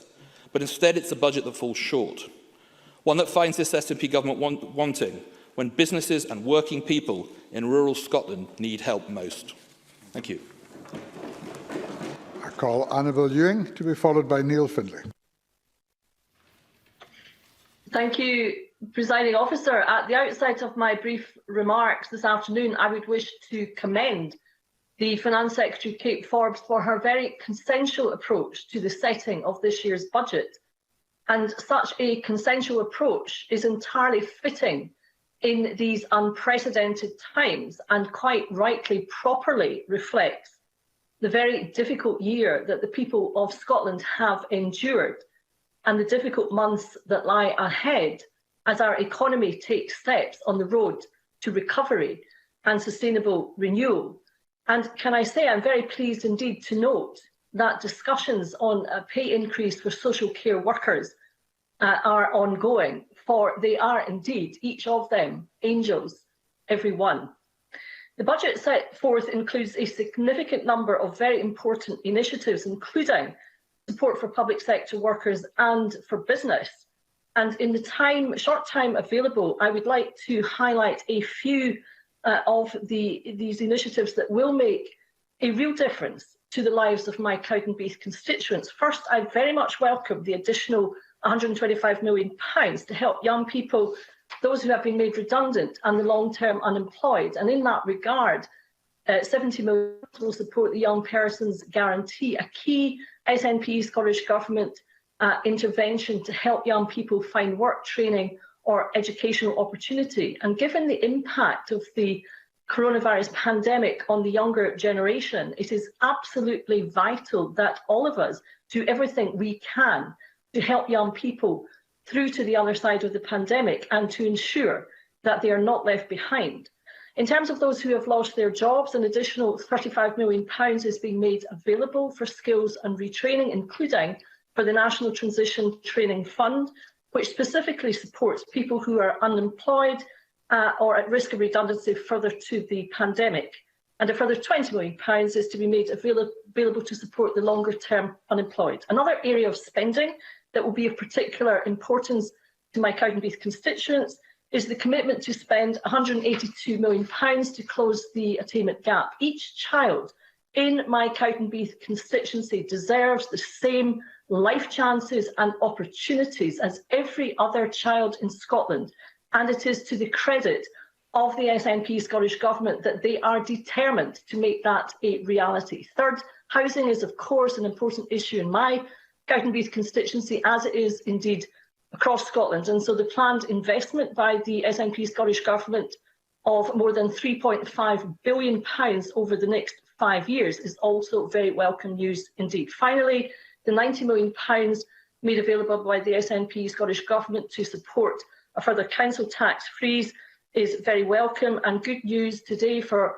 households in Fife, where we hear that Fife Council has indeed frozen council tax for the financial year 2021-2022 in light of this additional funding being made available to it. In conclusion, Presiding Officer, it would be remiss of me not to place the Scottish Government budget in the context in which it sits, and that is regrettably that it cannot take account of all of Scotland's resources, and it cannot reflect in all aspects the priorities of the people of Scotland. Rather, we can only plead with the UK Tory government in London, a government that we in Scotland did not vote for example, extend the furlough scheme, or, for example, to make the universal credit uplift permanent, or indeed to request that a further return to Westminster austerity politics is rejected. For power over our resources continues to lie with Westminster, which retains the key economic levers that every other normal independent country takes for granted. Indeed, what rational person hands over their money to a neighbour and gives them absolute power without a veto over how it is spent? Scotland has been too long in this condition, Presiding Officer, and independence is coming. Thank you. I call Neil Findlay to be followed by Emma Harper. Thanks very much, Presiding Officer. The convener of the Economy Committee is right. COVID has exposed more than ever the class divisions in our society, and the poorest and those in insecure work and unsuitable housing are twice as likely to die from COVID than others. The poorest are 3 times more likely to commit suicide, more likely to die from addiction or cancer, or suffer from obesity. And they're more likely to be the key workers who've kept the country from collapsing, the shop and food production workers, bus drivers, social care staff and factory workers. They cannot work from home. You can't drive a bus from your living room. They don't have the option of showering an 80-year-old disabled person from the kitchen table whilst the banana loaf browns in the Aga. They are the people who we all clapped on our doorsteps. Some people taking videos and selfies to show just how compassionate they are. Well, stuff your videos and your selfies. The way to show you care The way to show you care is in this budget by committing real hard cash to improve their lives. Not by imposing, certainly. Tom Arthur. I'm grateful to Neil Findlay for giving way. I think he raises some really important points. One of the concerns I have is when we move back into the level system, there were some parts of the country which found it really difficult to get out of level 4 and level 3. Does he agree with me that there needs to be specific resource targeted at these areas if we find once we move back into the level system that they're struggling to get down? I'm glad Mr Arthur's finally came round to that view. I've been arguing all my time in this Parliament that resources have to go to the communities in most need. It's just a shame that the government hasn't been listening. The way to show you care is by committing real hard cash, not imposing a 1% pay increase as the government has done it in the NHS, but by paying a minimum of £15 an hour in the health and social care sector. Now, last week we saw pictures of 200 people queuing up in the snow for charitable food, and this shocked many people, but it shouldn't have shocked people. It's not new, and it's not just in Glasgow. Every night I pass a food van parked outside the rear entrance to Waverley Station, feeding queues of hungry people. And across every region, community projects are doing similar heroic work. This is a scandal that's off the scale. I wrote to all party leaders a few weeks ago, calling for cross-party talks to see if we could come together to end hunger in Scotland. I received a reply from Jackie Bailey and from Andy Whiteman. Not a word from anyone else.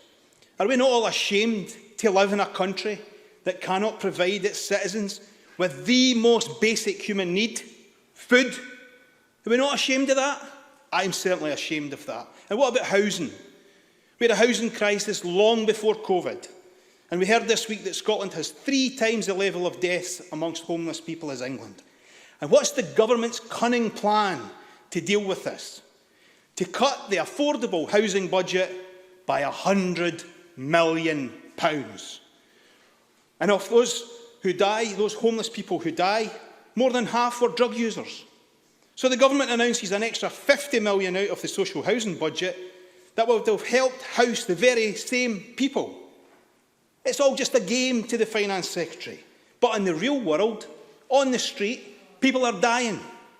And we see the government, who are going to scrap the unfair council tax, go back to a freeze that will deliver a massive 1 penny a month for the lowest households, but £30 a month for the highest earning. And these are deliberate political decisions, dismissing the poor and the low paid because they're less inclined to vote and rewarding the middle class who do. The Cabinet Secretary, I have no doubt, will trot out her well-rehearsed lines about if you want to do other things, where does the money come from?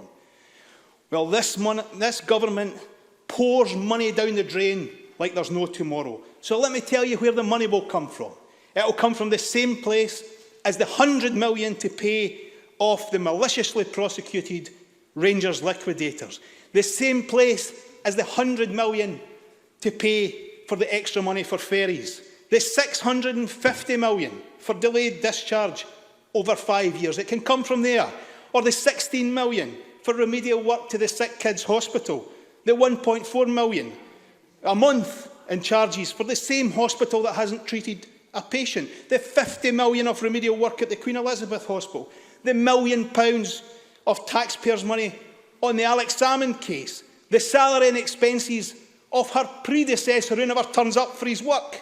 The £54,000 to coach civil servants to answer questions at an inquiry. That's where the money will come from, Cabinet Secretary. I would rather it was spent going in the mouths of hungry people and putting a roof over their head than you and the government pouring more money down the drain. The money is there. What's not there is the political will. Thank you. I call Emma Harper to be followed by Rachel Hamilton. Presiding Officer, I welcome the comments and the commitments which have been set out in the budget. This budget has a specific commitment to enterprise, and that's one which will be of immense benefit to constituents across Dumfries and Galloway in my South Scotland region. Tom Arthur spoke about how the big numbers affect and impact his constituents, and that's important. This budget commits to increasing the funding available to Scotland's enterprise agencies, including to the newly established South Scotland Enterprise Agency. It became operational in 2020 and it hit the ground running right at the start of the COVID pandemic lockdown. This budget commits an additional £3.4 million in resource funding and an additional £5 million in capital funding for SOCI. It combined additional investment of £8.4 million on top of the statutory funding the agency is to receive each year. And SOCI is working with Dumfries and Galloway Council. They have provided direct financial and practical support to over 500 businesses across D&G with essential support packages ranging from £1,000 to £100,000 during this pandemic. The leadership, Professor Russell Grigson, CEO Jane Morrison-Ross and their teams of staff have been absolutely fantastic and very helpful in my contact with them on behalf of constituencies and businesses, and I thank them. Since commencement, SOCI has been so crucial in ensuring local projects, community groups and initiatives are supported to survive and grow. SOCI have provided direct funding to community groups assisting with COVID resilience, as well as to initiatives which are actively working to make Dumfries and Galloway an attractive place for people and businesses, and we really do need that. One programme is the UNESCO-designated Galloway and Southern Ayrshire Biosphere. It received £1.9 million recently, which is also working to educate and mitigate against the impact of climate change and the climate emergency. The additional funding awarded to SOCI in the budget will allow continued support across Dumfries and Galloway and will undoubtedly continue to shine a light on our region. Presiding Officer, the budget also contains over £100 million in funding to support infrastructure and active transport. This funding includes work to improve recommendations in the South West Scotland Transport Study, meaning much-needed improvements to the A75, 76 and 77, including improved east-west rail links and bus infrastructure. Many constituents have contacted me about that. I would encourage the Scottish Government to continue to ensure these commitments are implemented and expedited as much as possible. Presiding Officer, also 97,000 affordable homes have been delivered since this government came to office, nearly 67,000 of which were for social rent, including over 14,000 council homes. This is 1,621 social and 1,614 affordable homes across D&G in this session of Parliament alone, and since 2007, 4,484 new homes have been built in Dumfries and Galloway. I don't the members think I have in our last time. minute. It's only 4-minute speeches. Thank you. I'm sorry, I don't have time. The building of these new homes has directly benefited families across my region. And between November 19 to December 31st in 2020, 1,470 people in Dumfries and Galloway applied for the Scottish Child Payment, which will be worth £10 per child for low-income families by the end of 2022. I have been working with people in North West Dumfries and also with the Lochside Community Centre and Grub Club, and they've been providing meals to local families with support with Scottish Government budget money. And I've just written to the Cabinet Secretary asking whether the Government can help the club match money they already have to purchase a van to deliver meals. Presiding Officer, to conclude, I welcome the budget and I support the motion today at stage 1. Thank you. I'm sorry, there's no time in hand, so I've got to be quite strict. I don't know why it always lands in my lap, this, but there we go. I now call Rachel Hamilton to be followed by John Mason. Thank you, Presiding Officer. It is the strength of our union that has allowed us to weather the storm of this crisis and deliver unprecedented funding during this pandemic. And this is reflected in the Scottish budget boost. We see an increase of 11% more funding from last year as a result, bringing the resource budget just shy of £38 billion and allowing the SNP to agree to a number of Scottish Conservative budget priorities. We are grateful for the engagement Kate Forbes has given. The overall spending outlook for Scotland for 2020-21 is better than it has been for some time, due to in large part to the £9.7 million Barnett consequentials from the UK Government, which is more funding for the NHS and for supporting most businesses across Scotland. As we analyse the budget today at stage 1, this was Kate Forbes' chance to provide our fantastic local authorities with much needed help at a time of national crisis, but I believe this budget is short-sighted. Presiding Officer, for the past 14 years, the SNP have raided council budgets I'm sorry, Presiding Officer. You're having a bit of a musical years, accompaniment, Ms Hamilton. I hope somebody's found out whose it it's is. actually a timer. Presiding Officer, for the past 14 years, the SNP have raided council budgets, and this has run down the ability of local authorities to react to the ravages of inclement weather, such as repairing potholes the size of craters on our roads or progressing essential flood risk defences. Ms Forbes may remember that in 2018, the Scottish Conservatives called for a £100 million pothole action fund. However, years later, there is still no extra support for local authorities to deal with these crumbling roads. Furthermore, the Scottish Government must recognise extreme weather patterns and recognise that an extra £150 million for flood risk management perhaps isn't enough when considering the damage done to the homes of my constituents in Newcastleton in the last 24 hours. So in summing up, I urge the Finance Secretary to say whether the SNP will support a fair funding settlement for local authorities. The Scottish Conservatives want funding for councils so that they receive a set amount of the Scottish Government's budget each year, mirroring the block grant from the UK government. A fair funding settlement would also address concerns over sustainability for essential youth programmes and projects delivered by local authorities. I appreciate this is not all on the Finance Secretary's watch, but for the past 14 years, they have raided council budgets to pay for their own failed bailouts and botched projects. The amount of money the SNP gives to local authorities has fallen by £276 million in real terms since 13-14. This has run down local services like youth groups and initiatives. And according to Unison's recent report, youth services are at breaking point. Youth service spending in Scotland has been cut by over 11 million in the last 3 years alone. And a Youth Link report from a survey recently also showed a funding crisis in the sector. And we know that all this is a disproportionate impact on those from deprived backgrounds.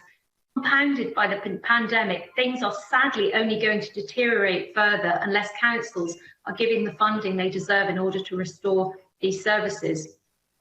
I don't think I have much time left, Presiding Officer, so in conclusion, we will not support the budget at stage 1 tonight because without a doubt the SNP budget offers little in the way of hope for the local authorities to provide the essential services required to support the most vulnerable people in our communities as we rebuild our way out of the pandemic. Thank you. Thank you very much. I now call John Mason to be followed by Mark MacDonald. Mr Mason, please. Thank you very much, Presiding Officer. As has been said already, the timing of the budget this year is very far from ideal. I do accept that it's been incredibly difficult over the last 12 months for either government, at either Westminster or Holyrood, to plan far ahead. So I do understand why the UK is having its budget at this point. However, quite frankly, it is still not acceptable. How can any of the devolved governments properly set a budget when we do not know what the UK budget contains? In particular, personal allowances and other aspects of income tax are essential for us to know, as income tax is not a fully devolved tax and we can only vary certain parts of it. So clearly it should be normal that the UK sets its budget first, we follow on, and local government can then build on that afterwards. On the question of a Scotland-specific economic shock, we face the slightly odd situation that the requirements for such a shock have been triggered, but it does not seem there actually has been such a shock. Rather, it seems to be because of timing differences between the OBR and Scottish Fiscal Commission forecasts. So that means we have more flexibility for the next 3 years, and that is very welcome.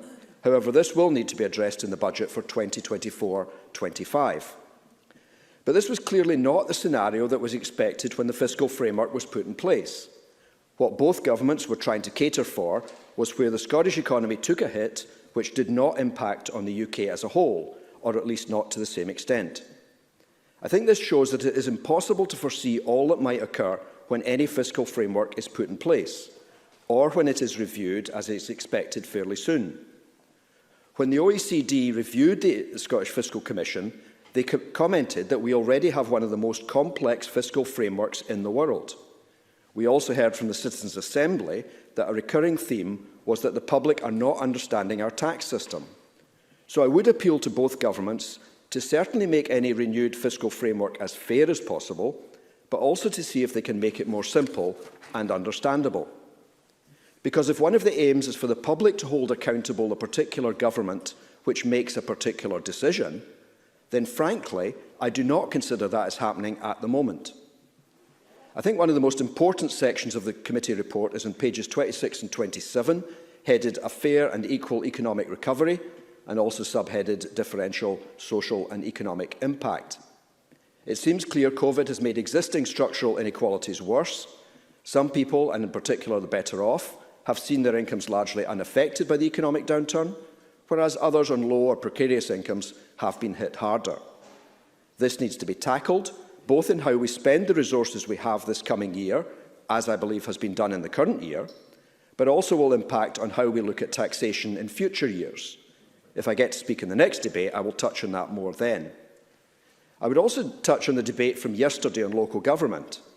It is well and fine to want a more fixed settlement for councils, but if they are to receive relatively more money, then some other sector will be receiving less, and that is likely to be the NHS, who I accept have been treated relatively generously in recent years. So effectively, the Conservatives are saying that the NHS has received too much funding in recent years and local authorities have not received enough. Now, that is a perfectly valid argument to put forward, although I'm not sure they've actually said that at the time of previous budgets. But I do think they cannot only ask for more spending for councils. In order to be believed, they need to say that that means less for the NHS. If members got as far as pages 39 and 40 of the Finance Committee report, they would come to the section on Scottish Parliamentary Corporate Body. Amongst other things, this refers to MSP's staff cost provision, which is planned to rise from 18 million by 5.8 million. And you must conclude. As the report says, this is justified because of rising workloads, but I have to say I have slightly mixed feelings about it. I support the budget. Thank you. Thank you very much. I call Mark MacDonald to be followed by Joan McAlpine. Mr MacDonald, please. Thank you, Officer. And can I say at the beginning, I'm grateful to the Cabinet Secretary for her meeting with me last week to discuss some of the issues in relation to the budget. And I hope perhaps by stage 3 she may be able to say a little bit more about some of the issues I raised, which I will reference in my speech today. Willie Rennie alluded to the northeast of Scotland in his opening to his speech, and it will come as no surprise that I intend to focus the bulk of my remarks on the city of Aberdeen and the issues that have been faced here. Indeed, the statistics regarding Aberdeen are, on the face of them, quite bleak. The business rates increase in 2017, which has been much rehearsed in the Chamber, saw business rates in Aberdeen rise at a level 15% above the national average. 30% of all notified redundancies in Scotland during the course of this pandemic have been in Aberdeen City. And while there are 5,497 properties in Aberdeen which sit under the £18,001 threshold for small business bonus, there are only 2,190 who receive it. In percentage terms, 23% of businesses in Aberdeen City received small business bonus against a national average of 50% of businesses across Scotland. So I raised with the Cabinet Secretary a number of things which she could consider in relation to the budget. The first is in relation to the transitional relief, which was welcome and introduced in 2017 following the revaluation. The multipliers on that transitional relief mean that the support which has been provided year on year has reduced. That was always the intention. However, the economic storm that has hit Aberdeen as a result of coronavirus, alongside the failure of the oil price to recover and bounce back, means that there has been a double whammy for businesses. And therefore resetting the multipliers on the transitional relief so it returns to 2017 levels could provide significant support for over 1,000 businesses in the northeast of Scotland. Another thing which the Cabinet Secretary could do is to look at the issue of low small business bonus uptake in Aberdeen and to understand what it is that is driving it. There will be some businesses which undoubtedly will fall outside of the threshold as a result of the multiple properties issue, but I cannot believe that that applies to as many businesses as seem to not be receiving. Work could be done with local agencies to increase uptake of this vital support. But business rates are only one element. And one of the things which I believe the Scottish Government needs to do is to understand more widely what the issues are around the costs of doing business, particularly for small businesses, and how these could be relieved. Indeed, one of the issues which the FSB have raised with me is that small businesses are keen to make a digital transition to more online ways of working. But with the recent digital boost funding having been snapped up in a matter of hours, many of them don't understand where they can achieve the support to enable that transition. And finally, Presiding Officer, I mentioned the redundancies issue at the start of my speech. We saw with the last financial crisis that where people were made redundant, many of them chose that as a moment to start up their own business. We may well see a surge in new startups as we move into the recovery phase. And I would seek assurances from the Cabinet Secretary that the Scottish Government and its agencies stand ready to support those new startups and ensure that they have every possibility of success in the future. Thank you, Presiding Officer. Thank you very much, Mr MacDonald. I call Joan McAlpine, the last speaker in the open debate. Ms McAlpine.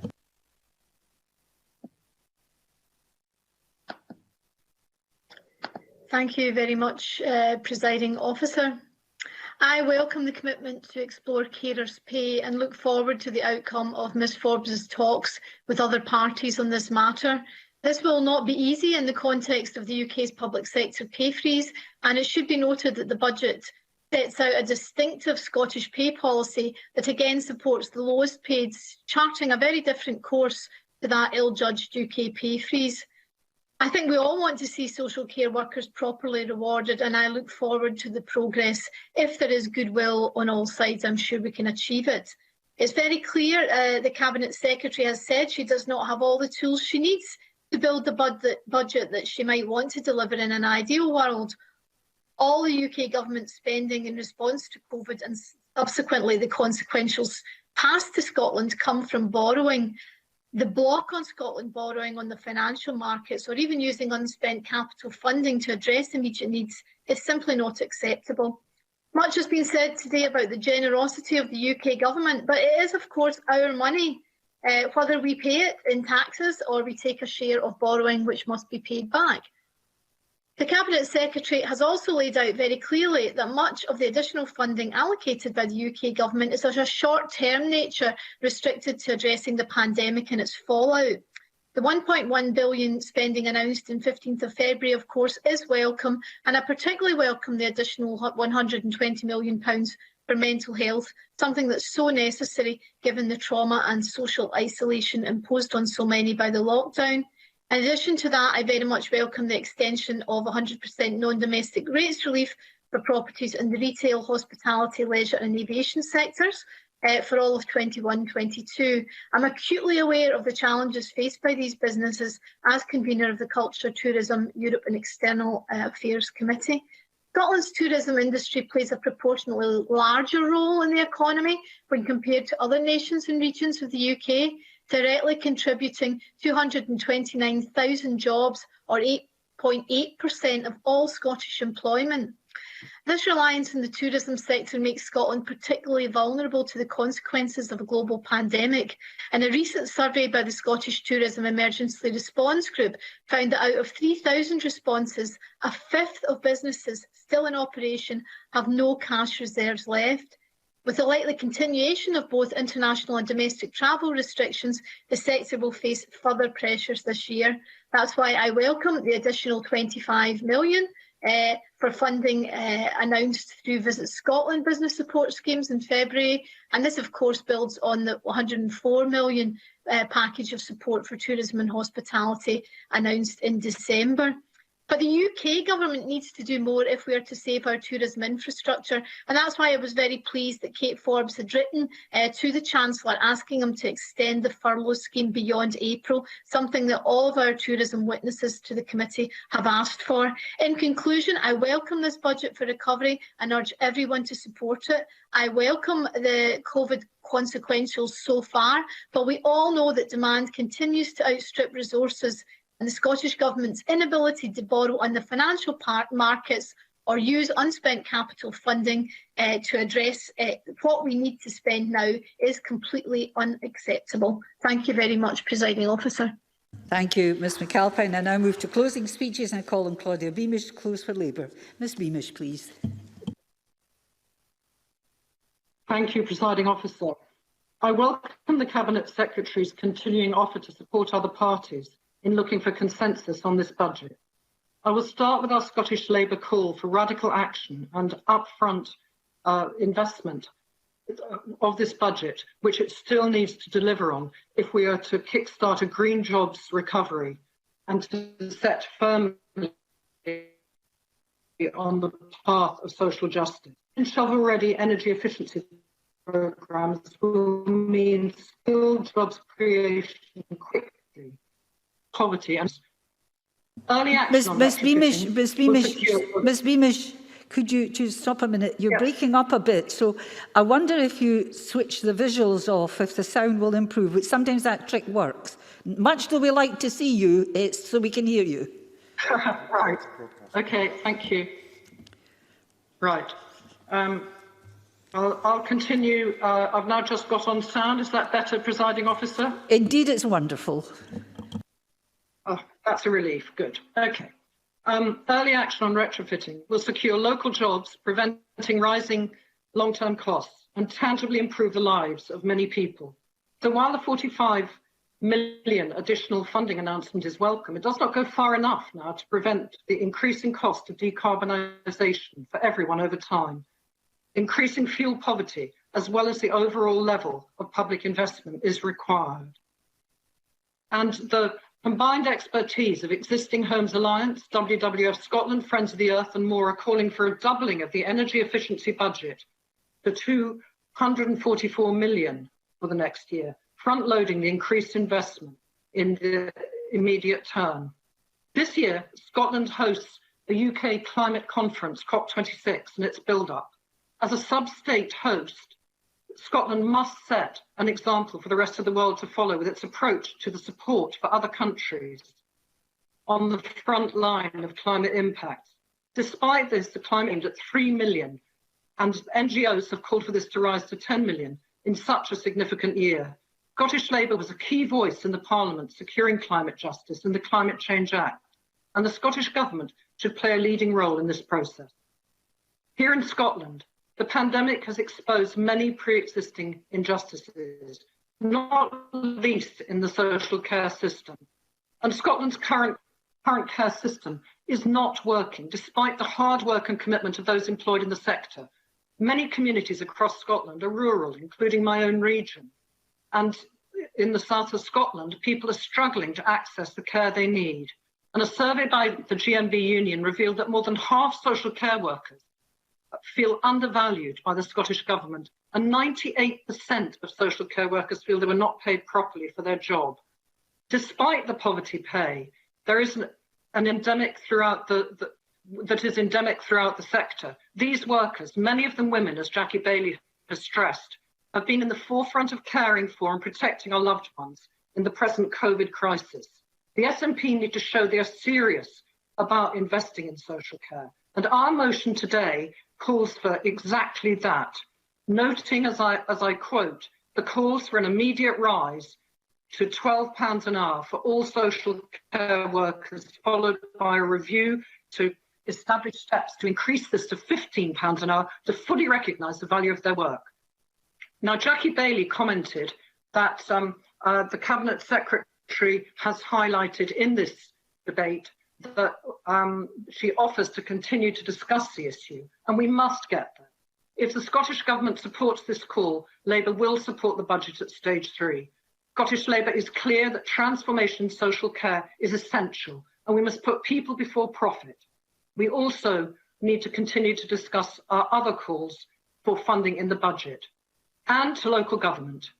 This year's budget still falls short of a fair funding settlement, with councils left to foot the bill for their response to the pandemic. We can't have a strong, green, fair economic recovery without well-resourced local government. It is central to supporting and growing local economies through direct and indirect job creation, local investment, regenerating areas, and, I emphasise, and reducing inequality. In my own region, the SNP South Lanarkshire Council administration were consulting on the closure of 7 community libraries and cuts to school janitors. Due to pressure from the Labour group, these were taken off the table. However, the SNP administration and the Tories still voted through an austerity budget, rejecting Scottish Labour's alternative one. There is no alternative to austerity, like the successful approach taken by Scottish Labour North Ayrshire Council, where regional and anchor organisations support local businesses to bid for public sector contracts. Cooperatives, employee ownership and social enterprises are encouraged. Money stays in the local economy. As Jackie Bailey today has stressed, the pandemic has exposed the inequalities in our society, which have been here for far, far too long. As we look to recover from the COVID crisis, Scotland needs robust investment and support where it really matters. And Scottish Labour is arguing for this today. Cuts are not the answer to this crisis. Thank you, Ms Beamish, and thank you. Can I just say something, finish this point? Thank you, Ms Beamish, and thank you for your perseverance, because we did hear you much, much better and clearly. Point of order, Mr Jackson-Carlo. I realise these are unusual times, Presiding Officer, but I wonder if you could confirm whether, if a member makes a speech in the course of a debate from a seat in the chamber, they would normally be expected to return to hear the closing speeches in that same debate, or if that is not the convention currently. There is a convention, but when a member indicates to me, and now they can't send notes to the chair, unfortunately, so if they indicate to me that they're required to leave the chamber briefly, then I usually let that happen. So if you've observed that, it was with my permission. I now call Maurice Golden, please, to close for the Conservatives. Thank you, Deputy Presiding Officer. Kate Forbes said in her opening statement that our overarching aim is to support the people of Scotland, and that is something we can both agree on.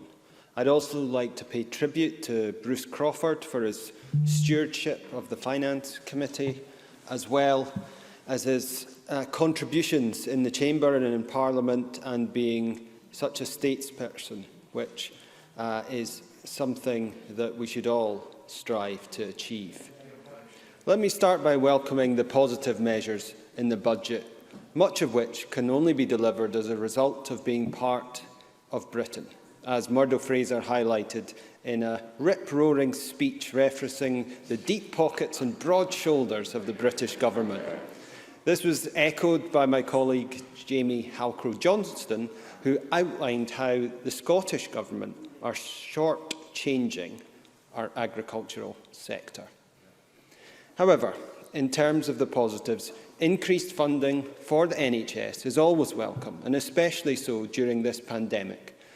Frontline staff and the army of support workers behind the scenes have gone above and beyond this past year to care for us. It is only right that we give them additional resources, and Willie Rennie highlighted that mental health support should be part of that as well. And Deputy Presiding Officer, the budget's tax measures are also welcome. Individuals can look forward to a freeze on income tax rates thanks to the efforts of the Scottish Conservatives. We led the charge to prevent hard-pressed families seeing their tax bills rise again, and as they have done in past SNP budgets. Thankfully, the SNP listened this time. Also welcome is the extension of 100% rates relief for retail, hospitality and leisure businesses. Again, it was the Scottish Conservatives pushing for this.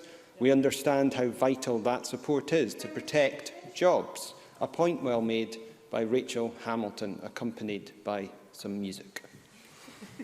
Cabinet Secretary. As the member knows, I have extended non-domestic rates relief in advance of the UK Government doing it.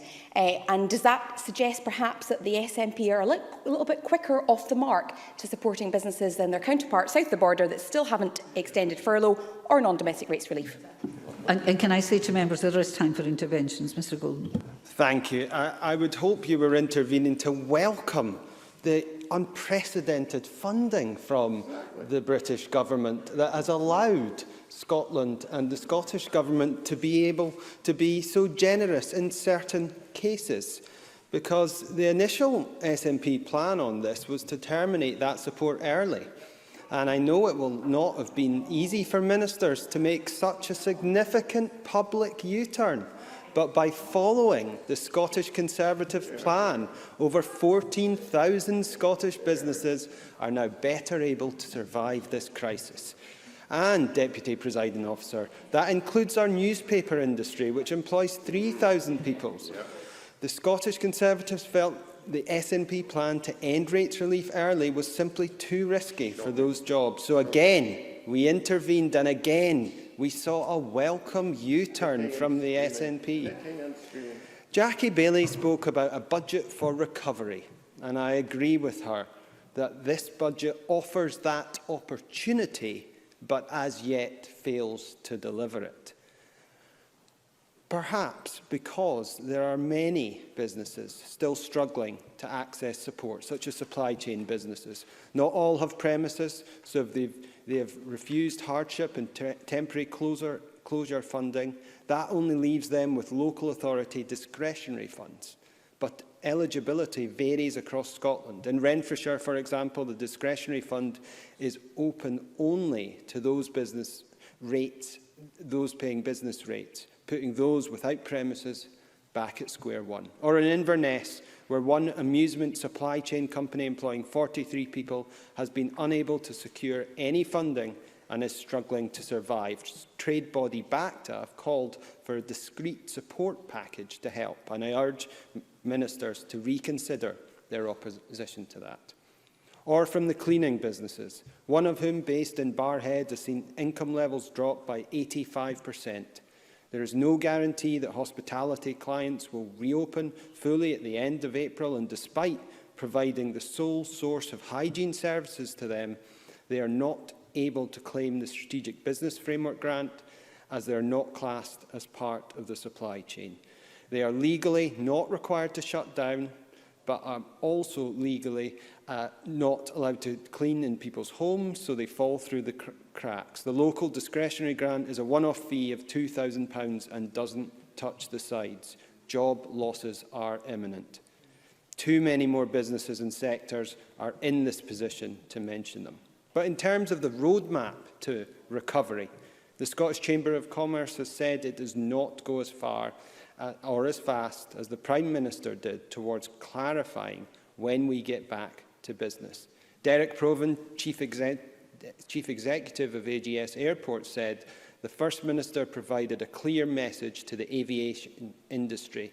It is not a priority for the Scottish Government. We received no plan or framework against which we start plotting any form of recovery.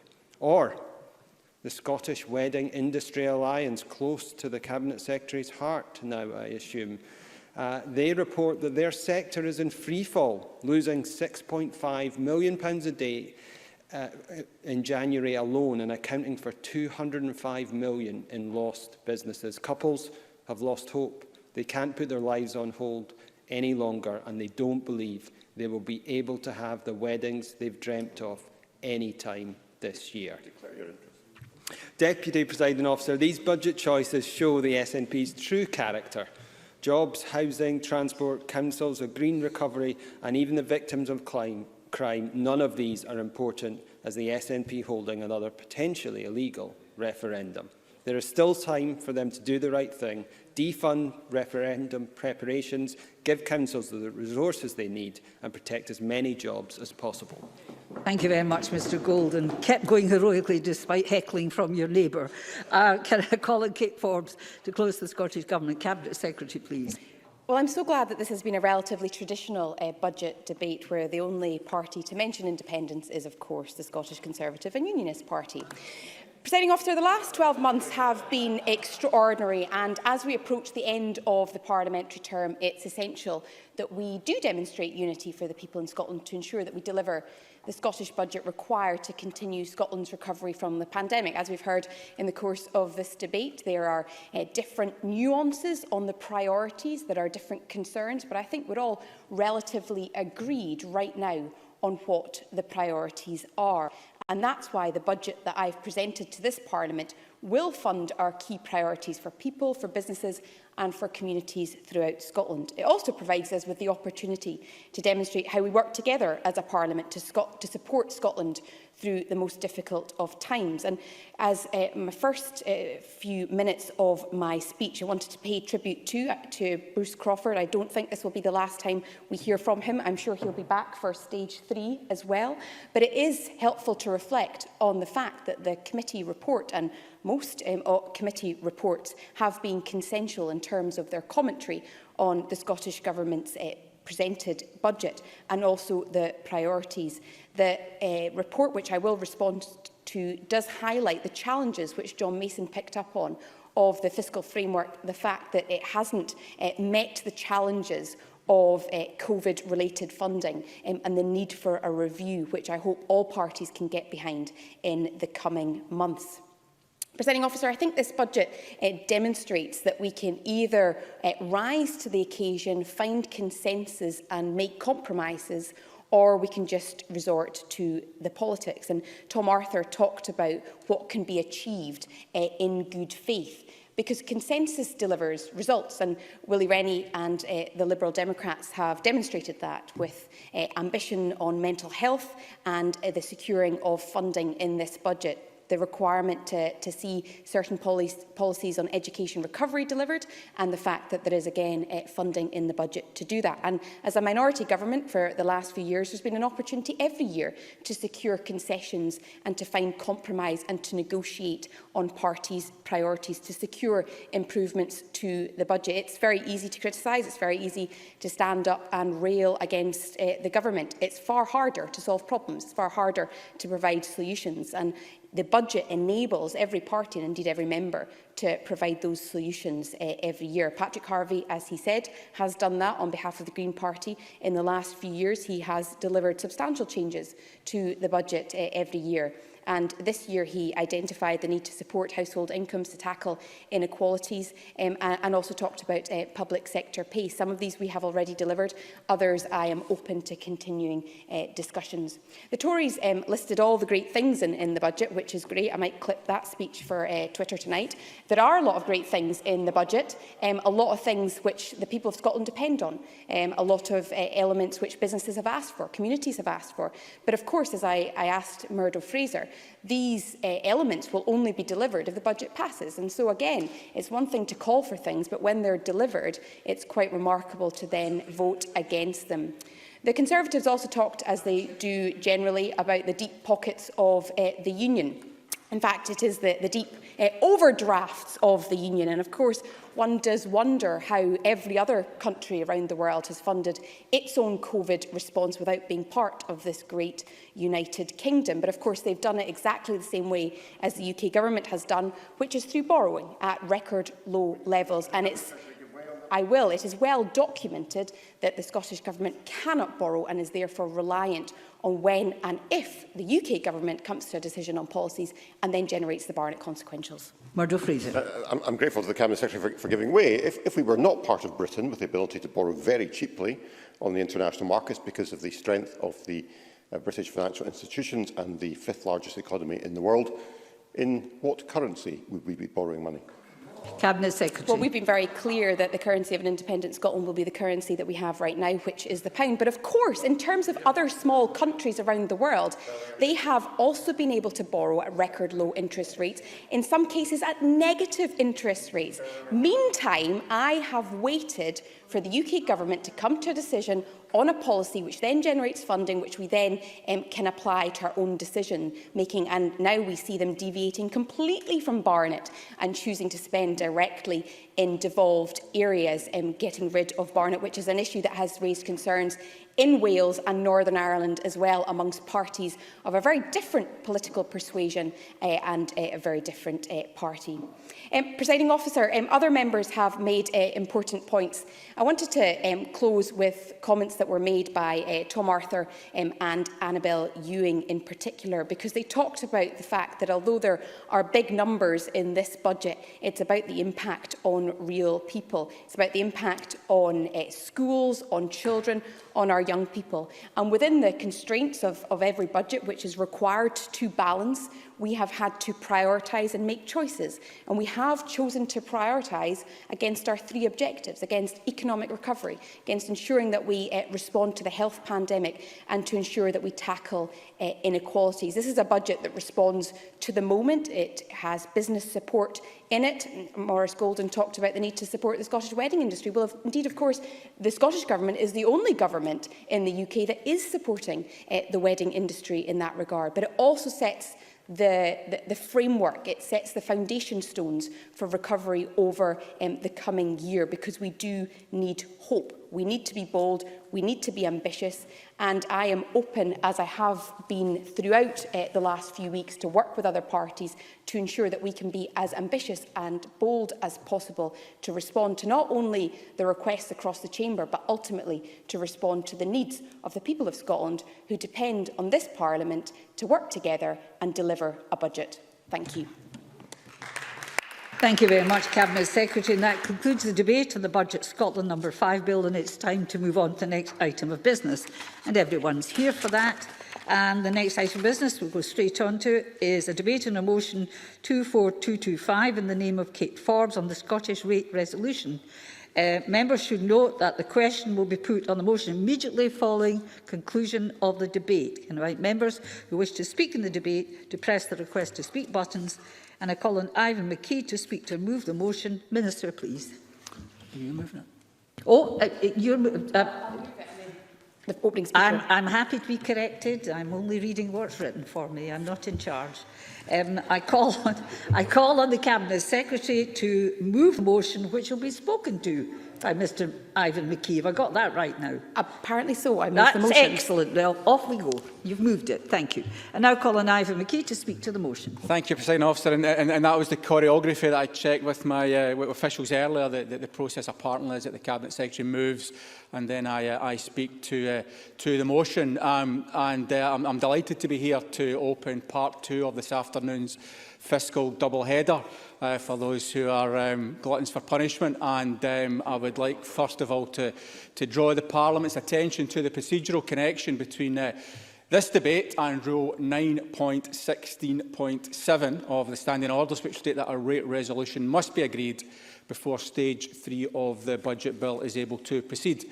Also, as members will be aware, the debate on the rate resolution normally takes place following Stage 2 of the Budget Bill. However, today's debate is taking place after Stage 1. Any further delay would have left businesses and payroll operators with insufficient time to ensure their systems would be ready ahead of the start of the new tax year on the 6th of April. We have brought forward today's debate to alleviate any further disruption to them, and in recognition that people need stability from the tax system now more than ever.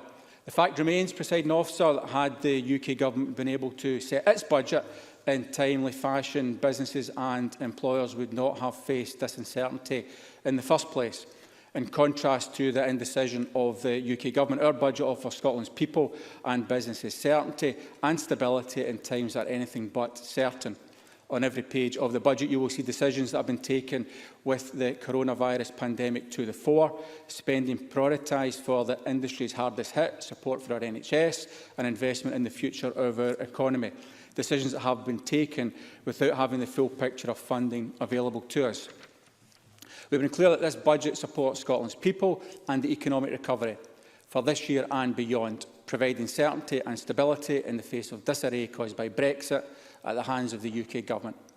Presiding Officer, in 2017, this Government set out its vision for a fairer and more progressive income tax system in Scotland. At the time, a commitment was made that the new 5-band system would remain in place for the duration of this Parliament. The proposals we are debating today deliver on this commitment and maintain our fairer and progressive tax system. Under these proposals, all income tax rates will remain unchanged. The starter and basic rate bands, as well as a higher rate threshold, will increase by inflation, and the top rate threshold will remain frozen at £150,000. During our pre-budget engagement, we heard a clear message from stakeholders across the country. Now is not the time to make significant changes to taxes. Instead, we should be focusing on supporting the people and businesses hardest hit by the pandemic. Leading fiscal commentators such as the IMF and OECD agree that now is not the time to balance the books, and we too have been clear that now is not the time for fiscal consolidation. This budget is about striking the right balance between raising the revenue required to fund our public services and providing certainty for all Scottish taxpayers. A proposed tax package has been supported by key stakeholders, and I would like to share with the Chamber their words. David Lonsdale of the Scottish Retail Consortium wrote that decisions to protect ordinary taxpayers from rises in income tax rates are spot on. Professor Graham Roy from the Fraser of Allender Institute, who said that this wise package provides certainty and stability to households and families who are living in very uncertain times. Certainty and stability, Presiding Officer, our proposals for income tax deliver just that. This Government is committed to ensuring that tax policy is understood and informed by a diverse range of views and perspectives. We have committed to delivering a transparent and outward-focused tax policy-making process. We embrace a collaborative approach to tax policy development, characterised by regular consultation with taxpayers, industry representatives and professional bodies. Ahead of this budget, we engaged with a diverse range of stakeholders on tax policy. This engagement included a pre-budget consultation which showed a broad-ranging interest in the devolution of further tax powers and an appetite for broader engagement on tax. We listened to the interest in further devolution of tax powers that has been expressed by stakeholders, and as part of the medium-term financial strategy, we called for the UK Government to use the upcoming fiscal framework review to consider this. This call includes devolving a package of taxes encompassing full income tax powers and full VAT devolution, as well as consideration of other tax powers such as capital gains tax and national insurance. These powers would enable the Scottish Government to shape a recovery that is best suited to Scotland. Indeed, we believe that broad-based engagement of this kind should not be limited to the annual budget cycle, but form part of a wider conversation about the purpose of tax in our society and what tax is designed to achieve. Members will know that in its Stage 1 budget report this week, the Finance Committee called for a national conversation jointly led by Government and the Parliament to include a wide range of voices across Scotland. And I too would like to take this opportunity, although I believe he may be back for Stage 3, to pay tribute to Bruce Crawford and certainly the efforts he took to encourage me when I first came into this Parliament and sat on his very esteemed committee. We welcome this call from the committee and will work constructively with the successor committee to ensure that this conversation is well grounded and valuable to the public of Scotland. The findings of this conversation will be considered as part of the pre-budget scrutiny of future years, but we want this national engagement on taxes to broaden understanding of the links between tax and spend and the central role of taxes in Scotland's finances. To look afresh at the social contract that underpins tax and spend, which allows Scotland's taxpayers to continue to have access to a wider and better funded range of free-to-access public services than in the rest of the UK, making Scotland an attractive place to live, to work, to study and to do business. Taxes which support our NHS and the industries hardest hit by the pandemic, and taxes which deliver for Scotland. As this parliamentary term draws to an end, it's a good opportunity to reflect on what our decisions on income tax have delivered for Scotland. People in Scotland pay their income tax in the most progressive and fair tax system anywhere in the UK, one that protects low-income earners and raises additional revenue to fund public services. Our decisions mean that for the fourth consecutive year, Scotland will be the lowest taxed part of the UK for the majority of income taxpayers. Yes, we continue to ask those with the broadest shoulders to contribute more, but in return, people living in Scotland continue to have access to the widest range of public services available anywhere in the UK. This is progressive tax policy in action. Members will be aware that income tax outturn data is only available with a significant time lag. Therefore, it was only September last year that we got the first insight into how our income tax reform in 2018-19 had performed. And what did this data show?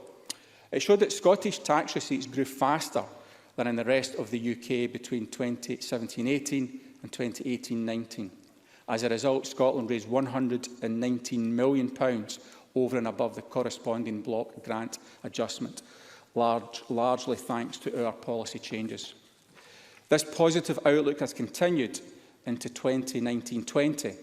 Recently published data by HMRC suggests that Scottish receipts continue to grow faster than in the rest of the UK between 2018-19 and 2019-20. And if we look across all of this parliamentary term, the latest forecasts from the Scottish Fiscal Commission and the Office for Budget Responsibility tell us that over the 5 years since 2017-18, Scottish income tax is expected to cumulatively raise around £930 million more than the corresponding block grant adjustments. This is extra money we've been able to invest in our NHS, in our education system and in tackling the climate emergency. There can be no firmer evidence that our tax policies are delivering for the people of Scotland. Presiding Officer, in concluding, I recognise that people across the country are dealing with significant economic and social impacts brought on by the pandemic. Right now, they need certainty and stability from their tax system, and this policy delivers just that. Thank you. Thank you very much, Minister. Now I call on Murdo Fraser to open the Conservatives. Mr Fraser, please. Well, thank you, Presiding Officer. Can I welcome this debate on the rate resolution? It is a peculiarity of the budget process that we have to set the rates resolution before we finally vote on the budget. And we don't at this stage know the final overall size of the budget or indeed how it will be allocated, but here we are, and it's an important part of the process. And without agreeing a rates resolution, there would of course be no income tax collected at all in Scotland. Some of my colleagues might welcome that prospect. It might be an interesting foretaste of what an independent Scotland might look like with that large black hole in the public finances, but it is probably not a responsible way in which to proceed at the present time. Now, let's not forget, Presiding Officer, when we consider our approach to this, that the SNP were elected on the manifesto promise not to raise taxes. The manifesto back in 2016 pledged, and I quote, "We will freeze the basic rate of income tax throughout the next Parliament to protect those on low and middle incomes." And indeed, during the election debates, Nicola Sturgeon said herself, "I have been very clear that this government will not increase income tax." And I could bore the chamber for hours with similar quotes from SNP figures, maybe even the Finance Secretary herself, making similar pledges, which of course have all now been broken, because everyone earning more than around £27,000 pays more tax than their equivalents south of the border. Many of these are basic rate taxpayers, paying much more. And there is, as we've raised many times before, a particular concern for those earning between £43,000 and £50,000, paying with tax at the marginal rate of over 50%, which is a real disincentive for people in that tax bracket who want to work harder. And of course, that's not the only tax promise that the SNP have broken, because they made another pledge at election time. They promised to raise the personal allowance to £12,750. Another pledge that they have broken. So that's two broken promises just in the course of one Parliament on tax from the SNP. Now, that said, Deputy Presiding Officer, I welcome the fact that we are not seeing any further tax increases in the current year. And while this does not narrow the gap with the rest of the UK, at least it does not make matters any worse. It is classic Keynesian economics, at a time of an economic downturn, to increase spending and to reduce taxation. The Scottish Government is not choosing to reduce taxation. We'll see what the Chancellor decides to do for the other parts of the UK in his budget next week. But clearly, to increase taxes at this time would go against all orthodox economic thinking, and indeed the Minister in his remarks did give a nod to that idea. This is not the time for fiscal consolidation. It might be different in the long run. Of course, we await to see again what the Chancellor announced in the UK budget next week, but I'd be very surprised if he took any steps to increase personal taxation at this time. Subsequent years, the story might be different. There may be a need to increase taxes to help reduce borrowing and then start to make repayments, but now is not the time to do that, and in that respect the Minister and I are in the same place. We agree with that general approach. Whether that meeting of minds will last much longer, well, remains to be seen, but for now I think we agree that this is a sensible approach towards taxation, although we would prefer if we were going more towards meeting the tax rates in the rest of the UK. Because we do have to be very careful about increasing tax divergence between Scotland and down south. Scotland needs to be a competitive place to live, work and do business.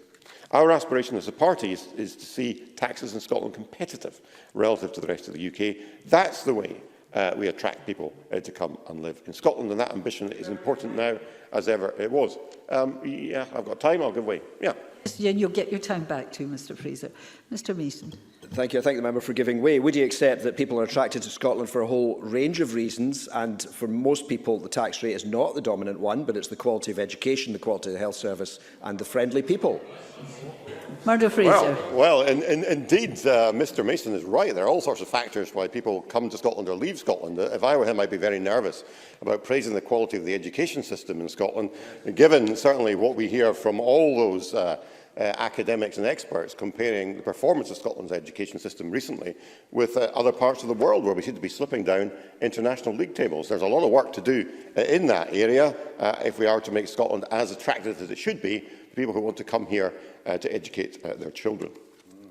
I want to say a little bit about the fiscal framework, which was mentioned in the earlier debate, but it's relevant here too, because what the fiscal framework does, of course, is it protects public spending in Scotland, providing tax revenues in Scotland remain similar to those in other parts of the UK. And that's very important. It's going to be particularly important if we end up in a period of a shrinking economy and a falling set of tax revenues, because the Finance Secretary will not have to worry about a falling budget in that scenario, because her budget is protected from any reductions, unlike the budgets of all these other countries she likes talking about, who are facing a squeeze on their income because of the fiscal framework. A fiscal framework, of course, that the current Deputy First Minister negotiated on behalf of the Scottish Government, a fiscal framework which protects the levels of spending in Scotland, and we should welcome that. In the budget for the current year, of course, the Finance Secretary had to account for £300 million of negative reconciliations arising from the 2018-19 budget period due to the overestimate of taxes raised in that period. But the fiscal framework allows the Scottish Government to borrow money in order to fill that hole, which is a very welcome initiative. And we also know that the tax changes introduced by the SNP and Government have not raised as much money as they predicted. I remember when these tax changes were put through by the Finance Secretary's predecessor, I remember claims made these would raise £500 million, up to £600 million. And the Minister, in his opening remarks, gave the game away, because, in fact, they only raised in the last year some £119 million, much less than was originally claimed, and that suggests that raising taxes is not a one-way bet in terms of getting additional revenue, as the Minister seemed to suggest. If I have time? Very briefly, yes, very briefly. I just clarify that point. The point I made exactly was that £119 million reflect the better performance of income tax raising in Scotland compared to the rest of the UK, and that adds up to a total of £930 million over the lifetime of this Parliament, a positive reflection on the tax policies that this Government has undertaken over that period. Thank you. Mr Fraser. That's a very long intervention, but of course the Minister did in fact say to me, and if he checks the record he'll see this, because I listened very carefully, £119 million included the tax changes that were made, so that it was inclusive of that figure.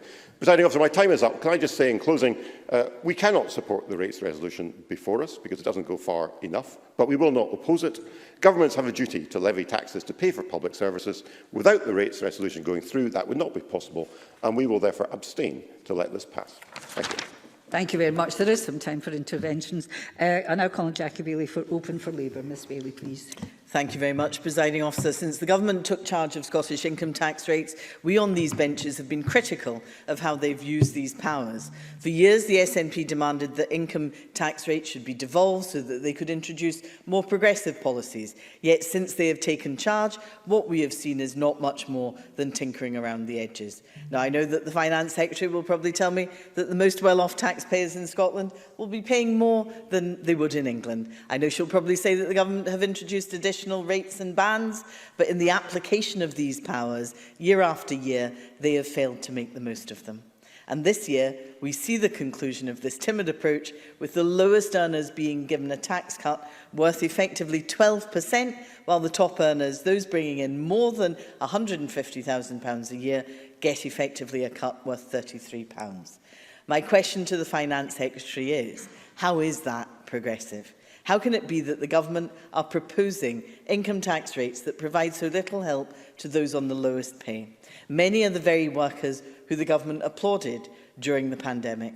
But, Presiding Officer, we know that this year's tax rates are a holding position in advance of an election, just weeks away, a holding position as the government anticipates more money coming from UK Treasury to fill the gap. So this proposal tells us very little about how the government might approach the recovery from coronavirus in the years ahead. It would be unacceptable for the burden of this crisis to fall on those with the lowest incomes. While it may be true that many people on higher incomes have actually managed to save more over the past year, that's not true for those on low incomes. Many have struggled to make ends meet. In the coming years, the government cannot replicate this year's approach and hand a larger saving to those who already have far more to fall back on. So I welcome the fact that low earners will not see a tax rise next year, and that's why we've also welcomed the council tax freeze. When people are facing such a strain on their family finances, we cannot and should not be asking them to pay more, particularly at a time when the Scottish Government is benefiting from UK Government borrowing at historically low levels. But I ask the Finance Secretary to consider carefully in future how she matches her words about progressive taxation with action. It is only because of the significant increases in spending available from the UK Government borrowing that the Finance Secretary can meet all her commitments this year. In future years, that may not be as readily available, and at that time, the burden cannot fall on those other than with the broadest shoulders. Presiding Officer, the coming years are going to challenge the government to be more radical, to be more innovative with the public finances. If it wants to maintain all the commitments it has made, money is going to need to be found somewhere. We know that the government already plans to borrow to deal with negative income tax reconciliations in future years. We know that the Cabinet Secretary has been seeking additional borrowing powers from the UK Government as part of the fiscal framework review. But if we are to have sustainable public finances that can provide the basis for economic growth in Scotland, borrowing and taxation will not go far enough. The Finance Secretary needs to take action to restart our economy and at the very least catch us up with the rest of the UK. The medium-term financial strategy makes abundantly clear that the Scottish Government is over-reliant on tax receipts from sectors that are disproportionately affected by COVID-19.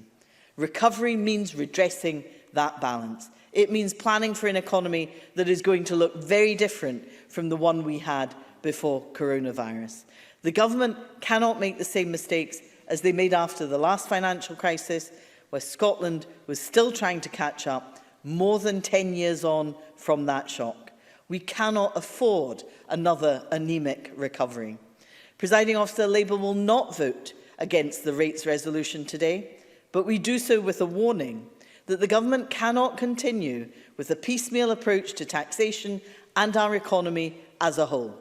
For future prosperity, we must grow our tax base. We need to help low earners and small businesses, and we need to ask those with the broadest shoulders to contribute their fair share. Thank you.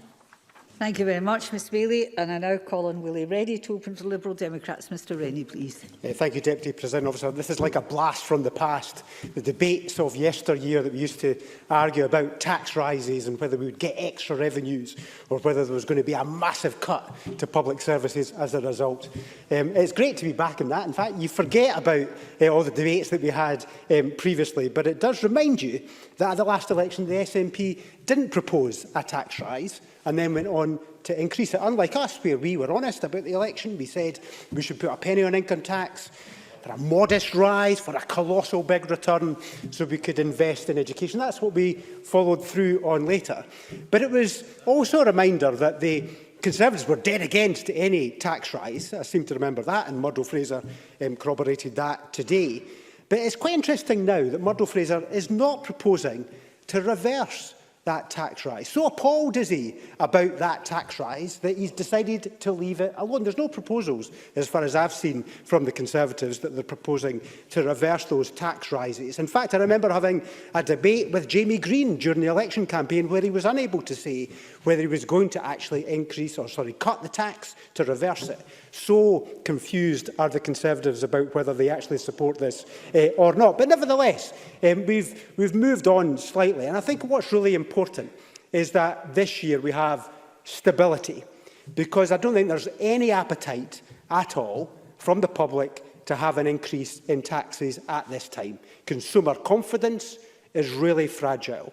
We need to make sure that in the middle of a pandemic, when people's personal finances are tight, that we give them the support that they need. And to be frank, when we're borrowing such colossal sums of money, any tax rise would actually just be a drop in the ocean in comparison. So I don't think there's any appetite for any tax rises, and that's why we'll support the Scottish rate resolution today. But I think there's also a wider lesson that we also need to learn, and that's because I think this chamber has changed in terms of the debate on budgets. In previous years, we would have just debated with the thought in our mind about who would benefit from extra funds or a cut in services. That was our almost sole interest.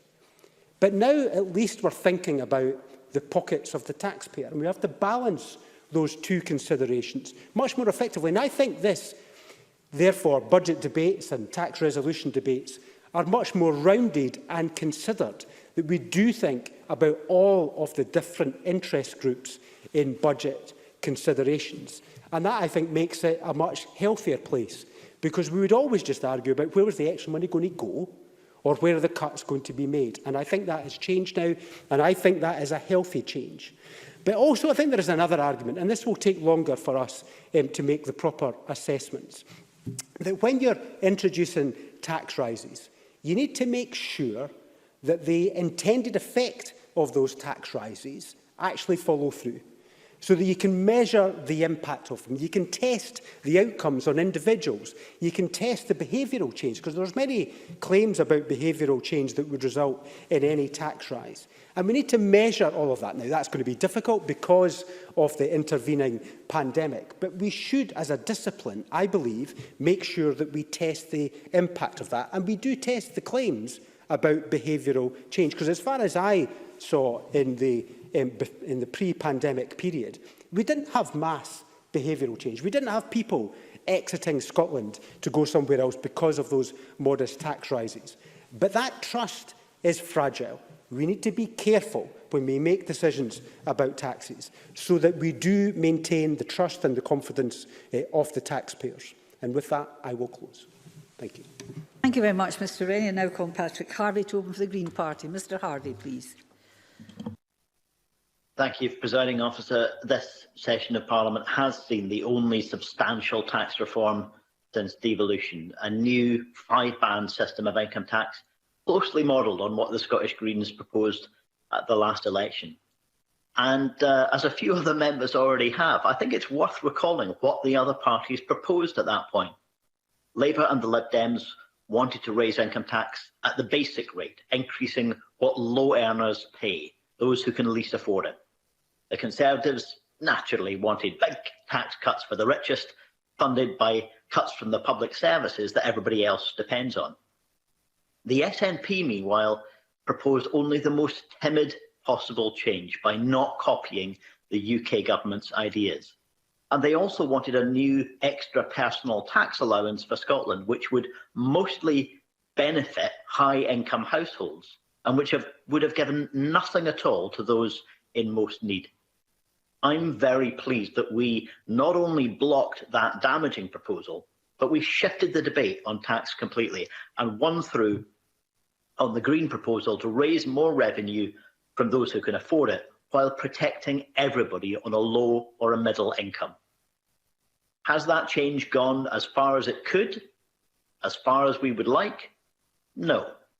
And the SNP's return to threshold increases that benefit high earners is not something that we support. But in the middle of the pandemic, I have to accept that this isn't the time for a further radical shake-up of the system. So we won't vote for this rate resolution, but we will allow it to go through to prevent the budget as a whole from falling.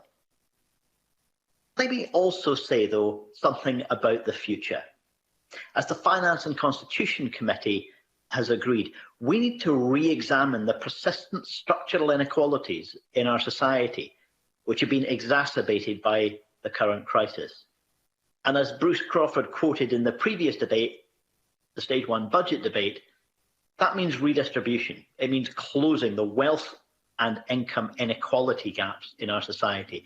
If we're going to do that, we need, yes, a national conversation, but really a deep re-examination of the role of tax policy. That's in Scotland, it's in the UK, but actually all governments are going to have to look creatively at the role of tax in the coming fiscal consolidation, instead of returning to the brutality of austerity.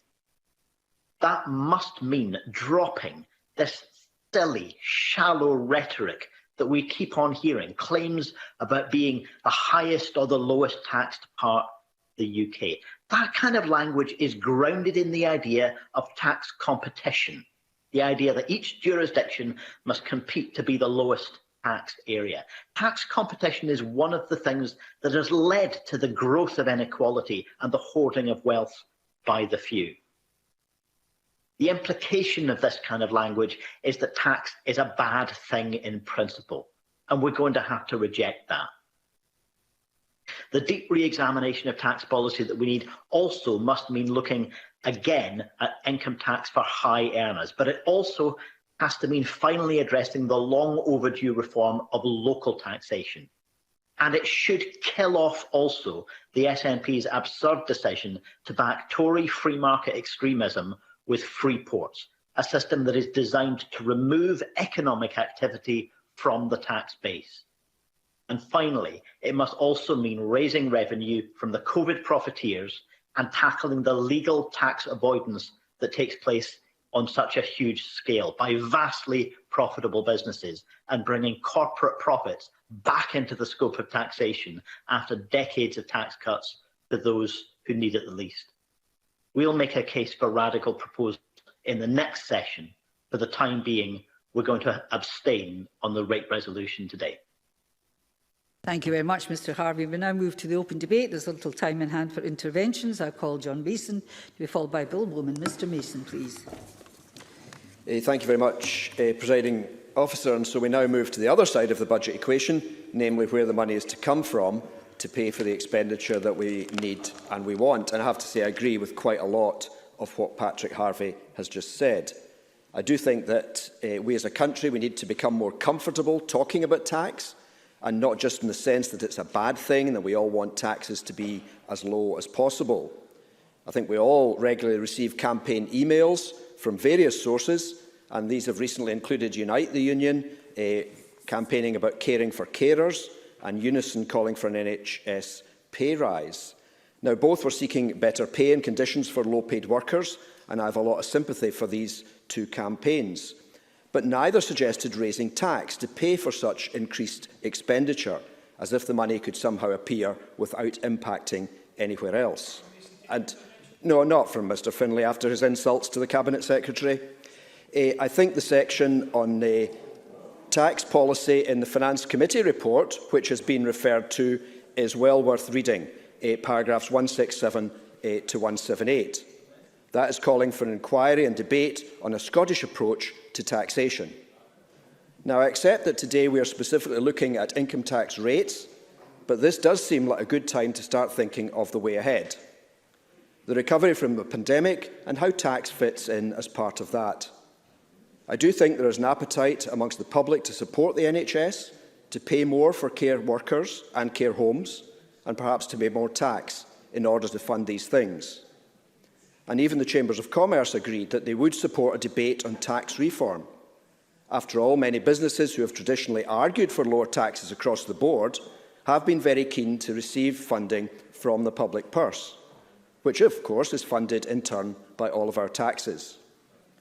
On top of that, we had Citizens' Assembly report and debate last week, and a key theme of that was the lack of understanding of taxation amongst the public. And yet we know that 99% of the public understand budgeting perfectly well. They have to juggle income and expenditure to get a balance, and they know that we in Parliament need to do so as well. So I would very much support the call that the incoming Parliament and Finance Committee should consider an inquiry and wider debate during the year 21-22, so that the results could impact on the budget in 23-24. Now, moving more specifically to income tax, we heard from witnesses, including the OBR, that fiscal consolidation will be necessary in the medium term, particularly if interest rates rise and the cost of borrowing increases. I do not want to see public spending cut, either in the UK or in Scotland, so at some point we need to look at taxes, including income tax. I take the point that we do not want to damage the recovery by raising taxes too soon and taking money away, which might be better spent with businesses which are struggling. The government makes the point that they want to give certainty and stability, and I do very much support that. Thanks to an increase in the number of bans a while back, and I accept that the Greens were part of that, we have a more progressive system than the UK does.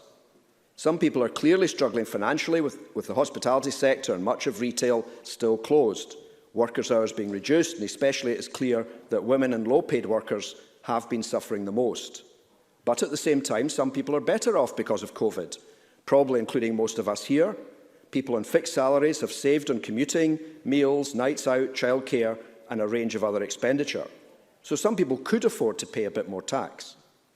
So referring back to the previous debate and the importance of the differential social and economic impact of COVID, I do believe we both need to look at increasing equality, both by targeting our expenditure at those most in need and also by expecting those who are most able to contribute more. Therefore, overall, I'm happy to support the Scottish Rate Resolution, but I do think we need to look more closely at taxation in the medium to longer term. Thank you. Thank you very much, Mr Mason.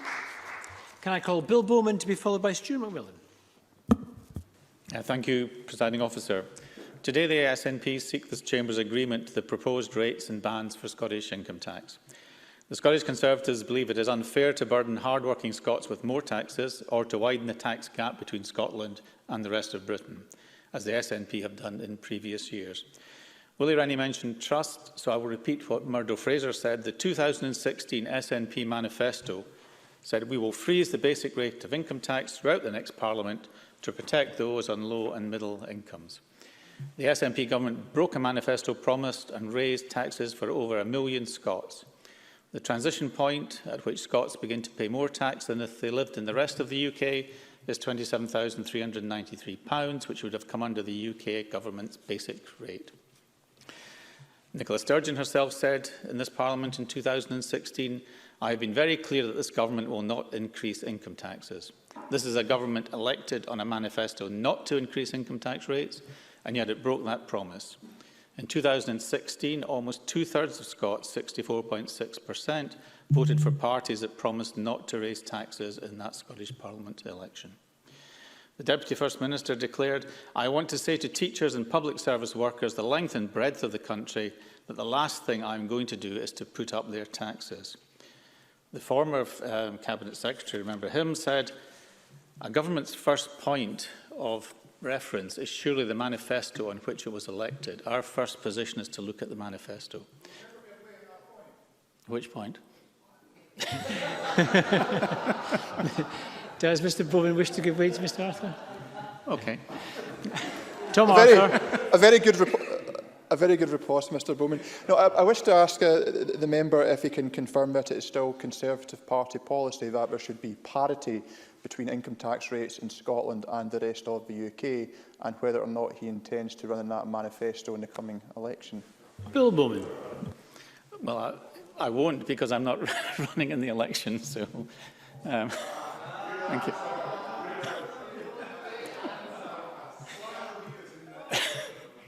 So, Mr Bowman. Thank you. I think Murdo Fraser said that is our aim, that we should reach a parity position at least in due course.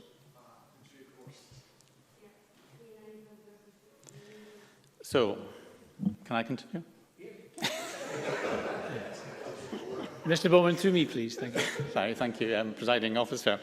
We say to the Scottish people that there is at least one party in this chamber that is on your side, one party that does not want to see the income tax gap between Scotland and the rest of the UK growing, and one party which opposes this, and that is the Scottish Conservatives. The saddest aspect of all this is that the attack on Scottish income tax is being exacted willingly. Inflicting economic hardship on Scottish workers and risking the Scottish economy is a political choice taken by the SNP. While the SNP might be content to view hard-working Scots as a golden goose, the Scottish Conservatives stand up for public services, we stand up for hard-pressed Scots and families, we stand up for fair taxation, and we stand up for supporting Scotland's economy. Cabinet Secretary, another issue is with our armed forces. Now, our armed forces have never been more visible in Scotland during peacetime, and they have given our vaccine and testing regime a real shot in the arm. I think we all appreciate their contributions. However, in return for this, those members of the forces in Scotland will continue to be taxed more than their colleagues in England. May I just finish my point? Thank you. Thank you. This Armed Forces tax tab will continue to be picked up by the UK Government, so will you fix that major error of your predecessor and restore fairness to them? And I'm particularly concerned about this as in my region, in the northeast of Scotland, we have the Royal Marines located at the fantastic RM Condor base in Arbroath. Cabinet Secretary Kate Forbes. I'm just wondering if the member is pushing his UK Government to ensure that lower-paid armed forces in England get taxed less on a parity with armed forces in Scotland. Bill Bowman. Sorry, well, perhaps I should have listened more carefully, but are we discussing the Scottish situation here or the rest of the UK? Well, please. Secretary Kate Forbes. Well, considering lower-paid taxpayers in Scotland pay less tax, the equivalent applies to the armed forces. So my question is whether he's pressing the UK Government to ensure that those in the armed forces that earn less pay less tax.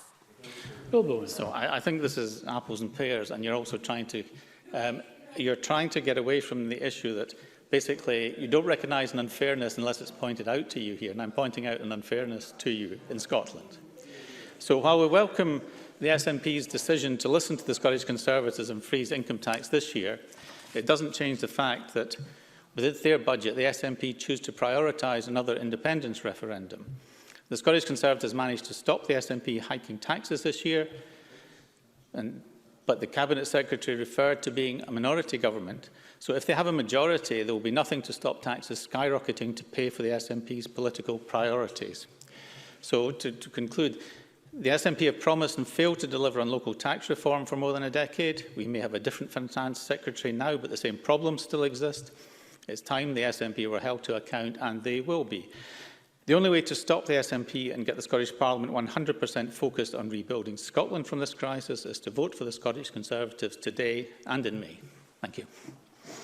Thank you very much, Mr Bowman. And can I call on Stuart McMillan to be followed by Shona Robison?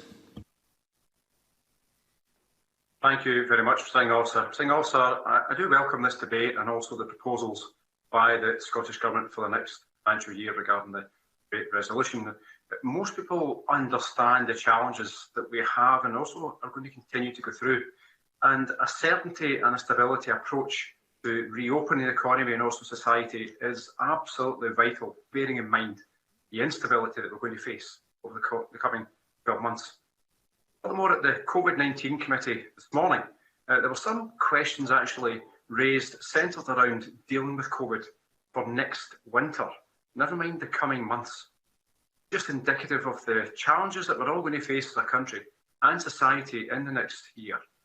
The Scottish Government's income tax policy proposals maintain its commitment to a fairer and more progressive tax system protecting lower and middle income taxpayers, whilst also raising additional revenue to invest in public services and also Scotland's economy. And at a time when people across our country are dealing with the economic and social impacts brought upon us by the pandemic, this policy we're discussing today actually delivers the certainty and the stability that our constituents need from the tax system.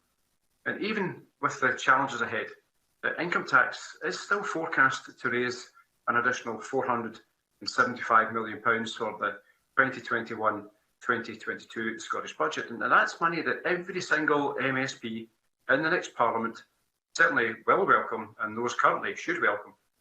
Because certainly that money will be reinvested in our public services and the economy as part of the COVID recovery. And also in the next 12 months, they are going to be the most challenging we have ever faced. And therefore, during this time, it is absolutely crucial that we do continue to support households and families.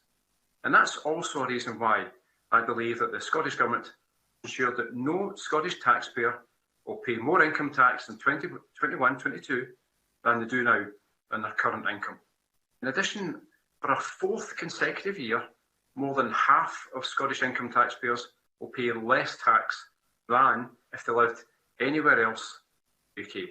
That's 54% of Scots paying less tax than they would if they lived. Now, it's therefore vital that we don't delay in taking important decisions on income tax. And the much delayed UK budget has already had an impact on the setting of the Scottish Government budget, as has already been discussed today, and the Finance Secretary has highlighted that it's been discussed in this particular debate as well. But the people of Scotland are looking for some certainty over the course of the next 12 months. Also, I listened to Jackie Baillie and her comments about fair pay in the budget debate earlier on, and I genuinely was sitting there listening and wondering, what did Jackie Baillie do when she was a minister in the then Scottish Executive, when Labour councils up and down Scotland were paying women a lot less, male colleagues were doing similar same jobs? That issue of equal pay, it was there for decades, and the Labour Party didn't do anything about it. Clearly, equal pay and treating female workers wasn't a priority for the Labour Party then. In September 2020, the Scottish Government published a consultation on involved tax policy choices for the budget to 2021-22, and also the fiscal framework in line with its commitment to engage in tax policy. Tax policy is fundamental to any country's ability to support its economy and rebuild after a period of crisis. And let's face it, we all know with COVID, we are going to have to do a lot of rebuilding. The time is right to consider the devolution of additional tax bills to Scotland. However, certainly those of us from an SNP persuasion, also from the Greens, why limit ourselves with just that? That's why I believe that the powers of independence coming to this Parliament is vital to actually help deliver the country that we should all want to see for the people of Scotland. Thank you very much. Thank you very much, Mr McMillan. And can I call Shona Robison to be followed by Liz Smith? Thank you, Presiding Officer. I welcome today's motion, and I do believe that it delivers on the Government's commitment to a fairer and more progressive tax system. One which will continue to protect lower and middle income taxpayers while raising additional revenue for essential public services and the economy. I also welcome the announcement that in order to deliver certainty for taxpayers and stability for revenues, that there will be no changes to income tax rates this year. As we recover from the pandemic, it's important that households and families are supported at this difficult time, and today's rates resolution will ensure that no Scottish taxpayer will pay more income tax in 2021-22 than they do now on their current income. This will be welcome news to households across Scotland who have been struggling with the effects of COVID-19 on their incomes. Recent analysis from the Office of the Chief Economist, looking at the distributional impact of the Government's income tax policy choices over this parliamentary session, has shown that the Scottish Government's decisions have been redistributive and have protected low-income taxpayers. Over 77% of Scottish income taxpayers will pay less tax in 2021-22. Taxpayers in the middle of the income distribution will pay £135 less in tax in 2021-22. And the lowest earning 20% of income taxpayers will see the largest decrease in tax, while the highest earning 10% of taxpayers will see the largest increase in tax, and that is how it should be. In terms of the 2021-22 budget, the rates set out today are forecast to raise an additional £475 million in revenue. And this is money that we can use to support our health service, invest in a greener, fairer economy, and as part of our recovery from COVID-19. This is, of course, an incredibly challenging economic, health and social landscape within which to make tax policy decisions, which is very challenging, with unprecedented uncertainty, in particular due to the impacts of COVID-19, but also the EU exit. This challenge is made only harder by the delay to the UK budget, which means that we don't know what the full suite of UK tax, fiscal and economic policies will be before making our own policy decisions. Very challenging indeed. However, I think it's important, and the Scottish Government has tried to be as open as possible over our policies to provide certainty and stability, and I would urge the UK Government to do the same. I think the Scottish Government's approach to setting policy is to be commended and should serve as a good example, and one which the UK Government could certainly learn from. In September, the Government published a consultation on its tax policy, seeking the views of individuals and organisations on what their tax priorities were and what the challenges for the future would be. I think this initiative is hugely important and one that we need to build on if we are to effectively reflect and incorporate the hopes and aspirations of the people of Scotland in our planning of what a future Scotland should look like. And I look forward to learning more about how we can ensure that this voice is at the centre of our policy decision-making process going forward. So I welcome today's announcements, which I do think build on our commitment to a fairer and more progressive tax system in very difficult times. I think it provides certainty and stability for taxpayers, and I look forward to hearing how the Scottish Government plans to strengthen the contribution of individuals and organisations on their priorities in relation to taxation going forward. Thank you. Thank you very much, Ms Robison. I call Liz Smith to be followed by Bob Doris. Thank you, Presiding Officer. In recent weeks, we've seen several debates in this chamber about the economic priorities which will be required when it comes to Scotland emerging from the pandemic. And whilst there are undoubtedly different policy priorities across the political parties, as we've seen this afternoon, I think there's a genuine desire to see that people's jobs, investment and economic growth are the main focus. Crucial to that, of course, is the question of tax. Indeed, almost every economic briefing that was being given to members by the business community highlights just that, since they are naturally desperate for increased consumer spending as soon as possible to boost the Scottish economy. So it is good news that the SNP has for once listened to the Scottish Conservatives and frozen income tax this year. Although, as Murdo Fraser rightly said, it is to be hoped that this time, unlike the pledges that they made in 2016, they do keep their promises. To raise taxes at any time does not sit easily with the Scottish Conservatives, but especially just now when so many families and businesses are so hard up. So we very much welcome the announcement from the SNP that there is to be an income tax freeze for 21-22.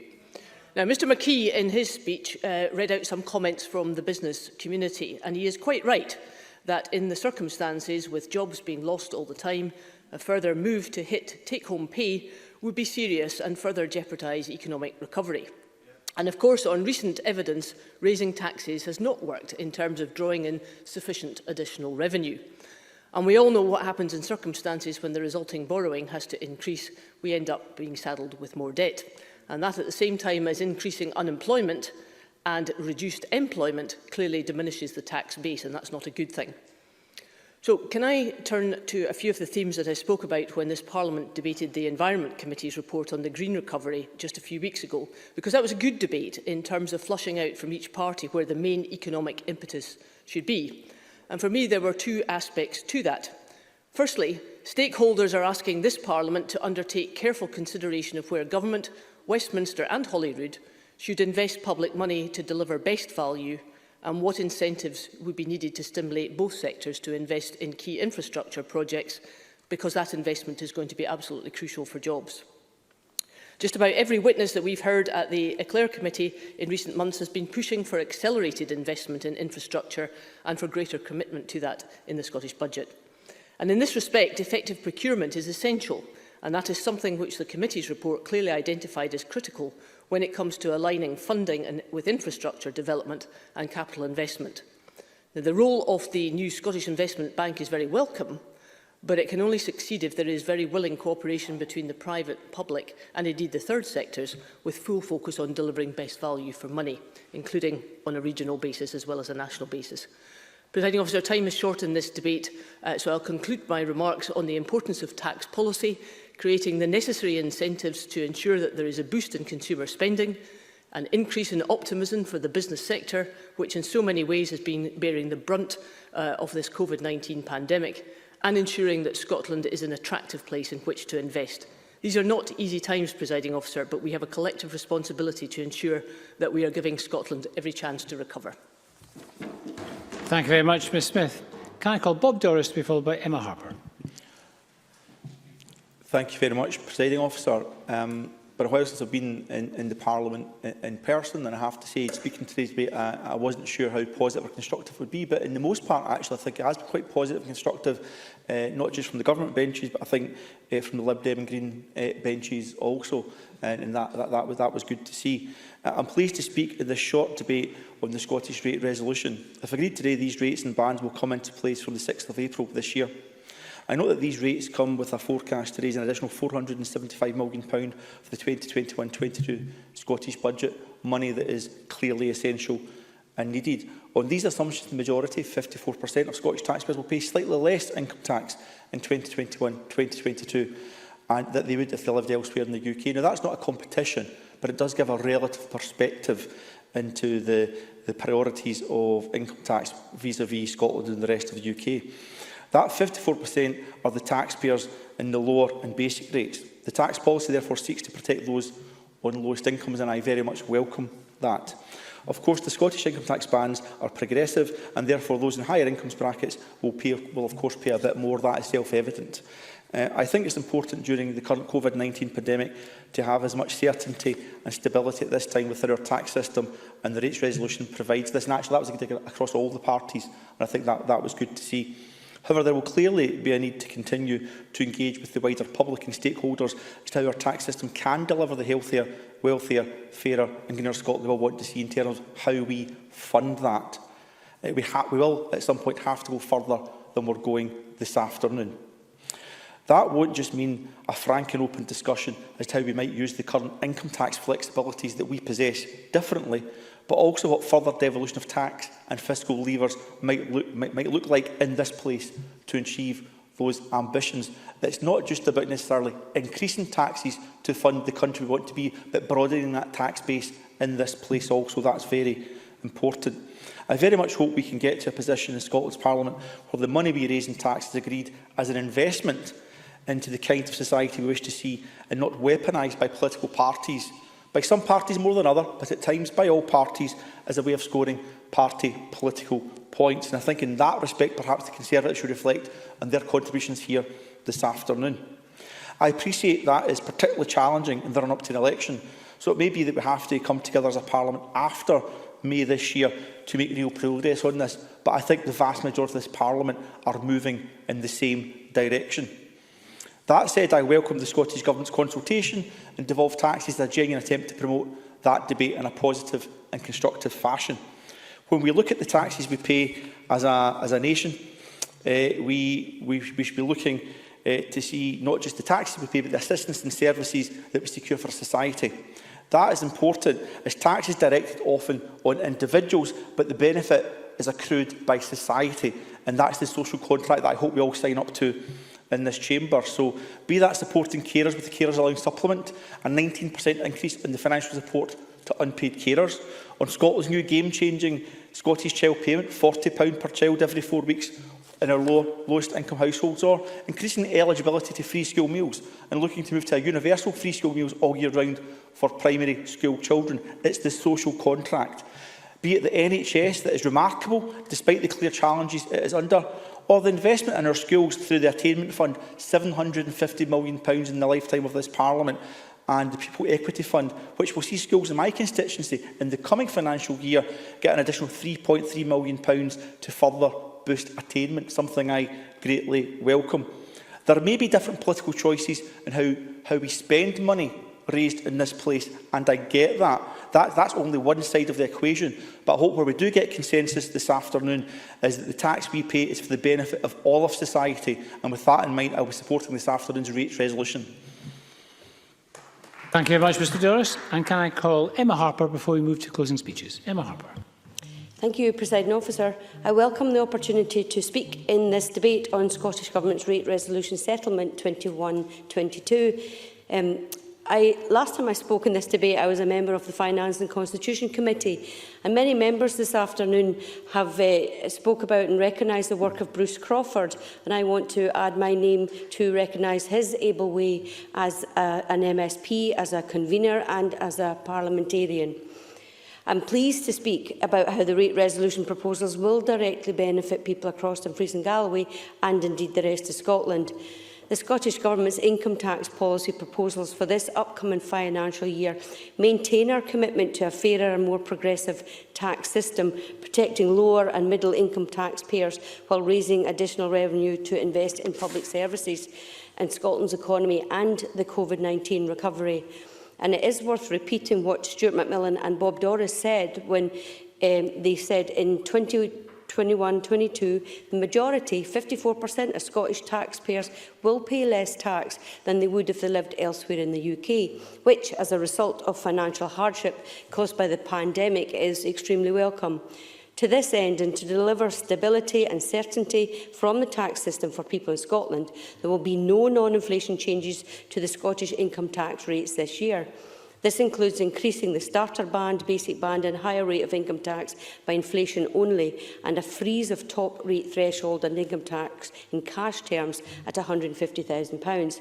This will allow people and families across Scotland room to support economic recovery from the pandemic. This is an incredibly challenging economic, health and social landscape within which to make tax policy decisions with unprecedented uncertainty, in particular due to the impact of COVID-19 and the EU exit.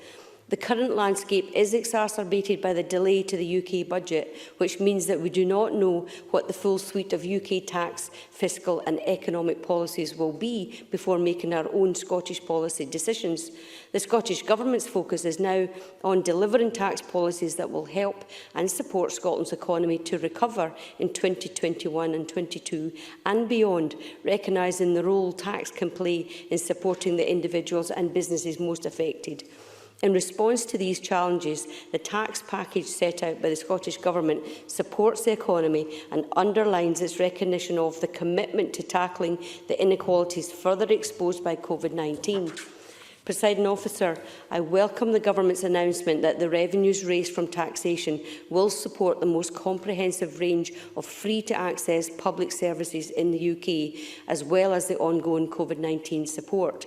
This package of a budget that invests in Scotland's recovery, supporting the individuals and businesses most affected, and again I make an appeal to the Cabinet Secretary to ensure that no Dumfries and Galloway or indeed any Scottish business is missed or left to fall through any cracks.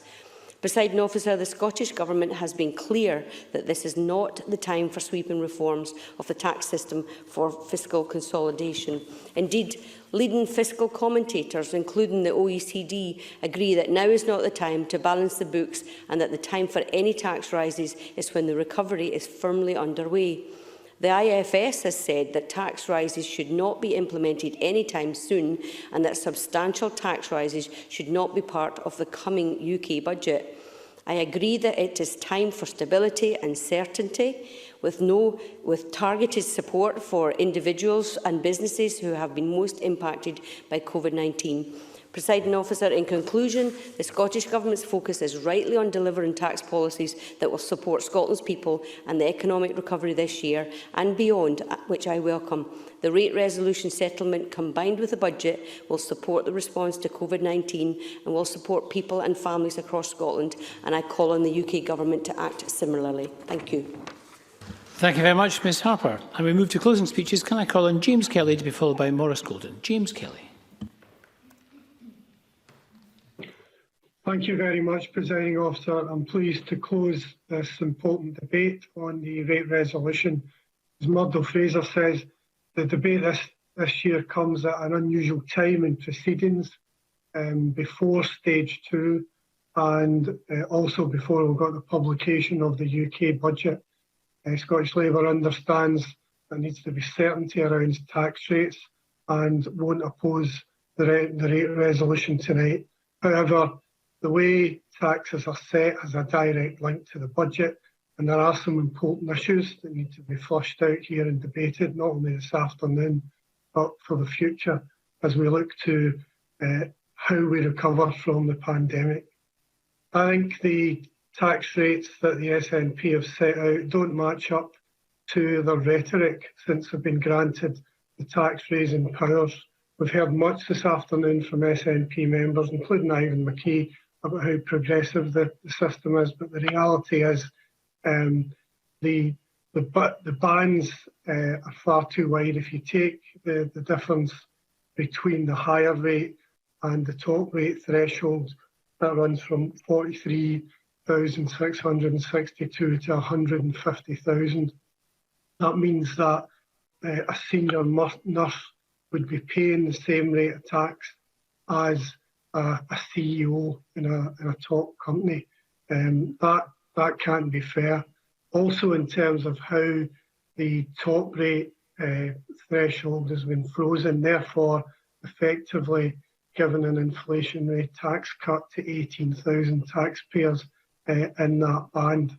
I wonder when Ivan McKee was running through his consultation that he was espousing greatly about, if anybody was telling him that represented fairness in the tax system, because I don't believe it did.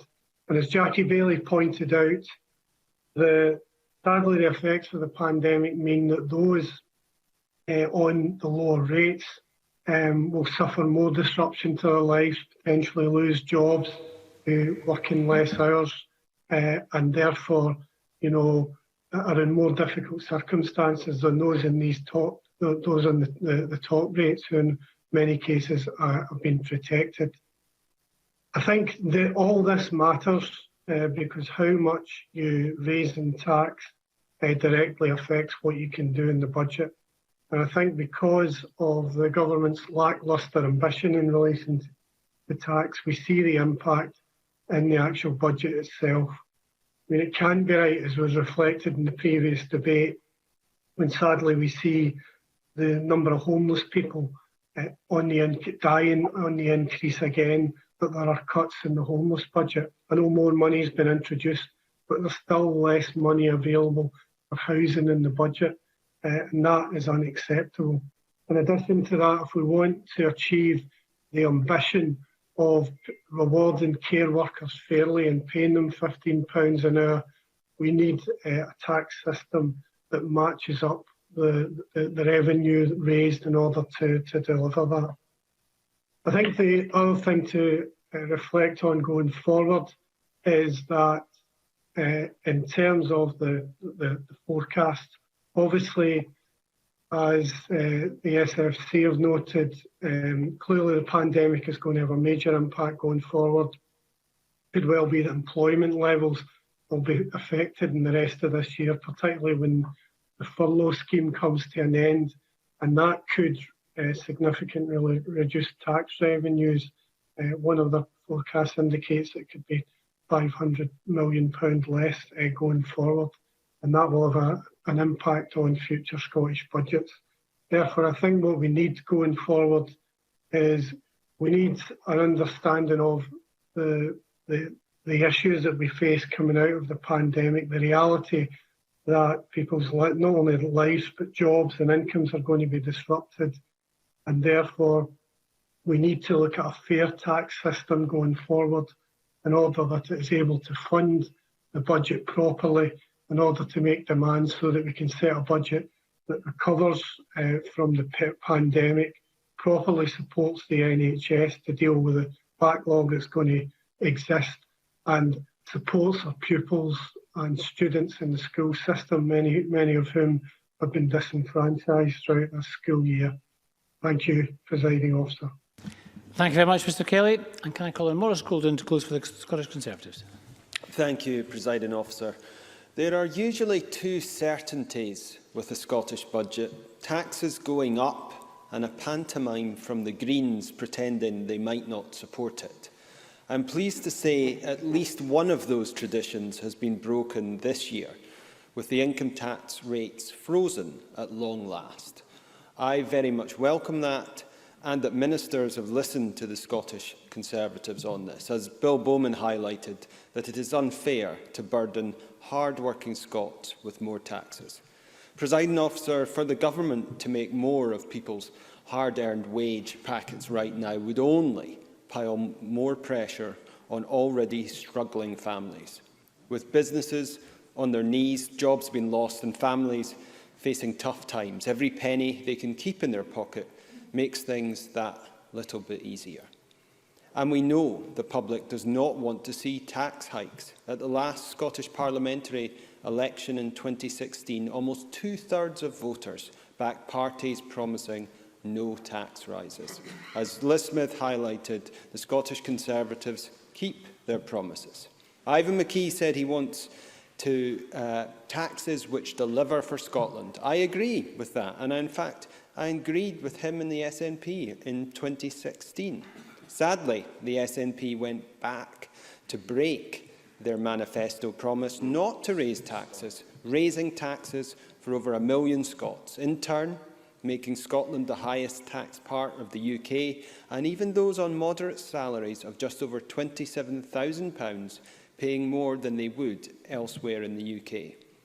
Murdo Fraser highlighted this broken promise, as well as the broken promise from the SNP to raise the personal allowance to £12,750, making it clear you cannot trust the SNP on tax. In fact, the last Finance Secretary didn't even understand basic economics. But, Presiding Officer, the fundamental problem with this strategy of hiking taxes has been that it has not actually worked. Income tax revenue has been lower than expected. Reconciliations in the 2018-19 budget have been blown a £300 million hole in this budget. That will have to be filled by borrowing £309 million, saddling the taxpayer with more debt that is already costing £66 million in repayments this year alone. But if the high tax strategy has not worked so far, the pandemic makes it even less likely that it will in the future. 123,000 Scots are currently out of work, and new figures released this week show the employment rate dipping, so the tax base is being eroded. Presiding Officer, the situation would be far worse if it had not been for the massive support package deployed by the Conservative British Government. Their furlough scheme has protected almost 1 million Scottish jobs. If those had been lost, the effect on the economy would have been catastrophic. As it is, the British Government has now spent a staggering £20 billion to support Scotland through this pandemic. Over £12 billion of that has been used to increase the Scottish budget into 2022. But even as we now see some hope from the incredible success of the UK's vaccine programme, the economic effects of the pandemic will be with us for years to come. The Scottish Fiscal Commission are forecasting that it will be at least 2024 before the economy returns to pre-pandemic levels. So, jobs must continue to be an economic priority, and the SNP should be focused on protecting existing jobs and creating new ones to expand the tax base and grow the economy. Presiding Officer, we know that was not happening before the pandemic. Scotland already had the lowest rate of business growth and job creation in the UK. In fact, the slower rate of job creation means the SNP have effectively cost Scotland over 260,000 jobs since they came to power in 2007. Now that we are looking to recovery efforts, it is important those failings are not repeated. Instead, we have by now seen a concrete plan for a green recovery, with this budget putting the funding for that in place.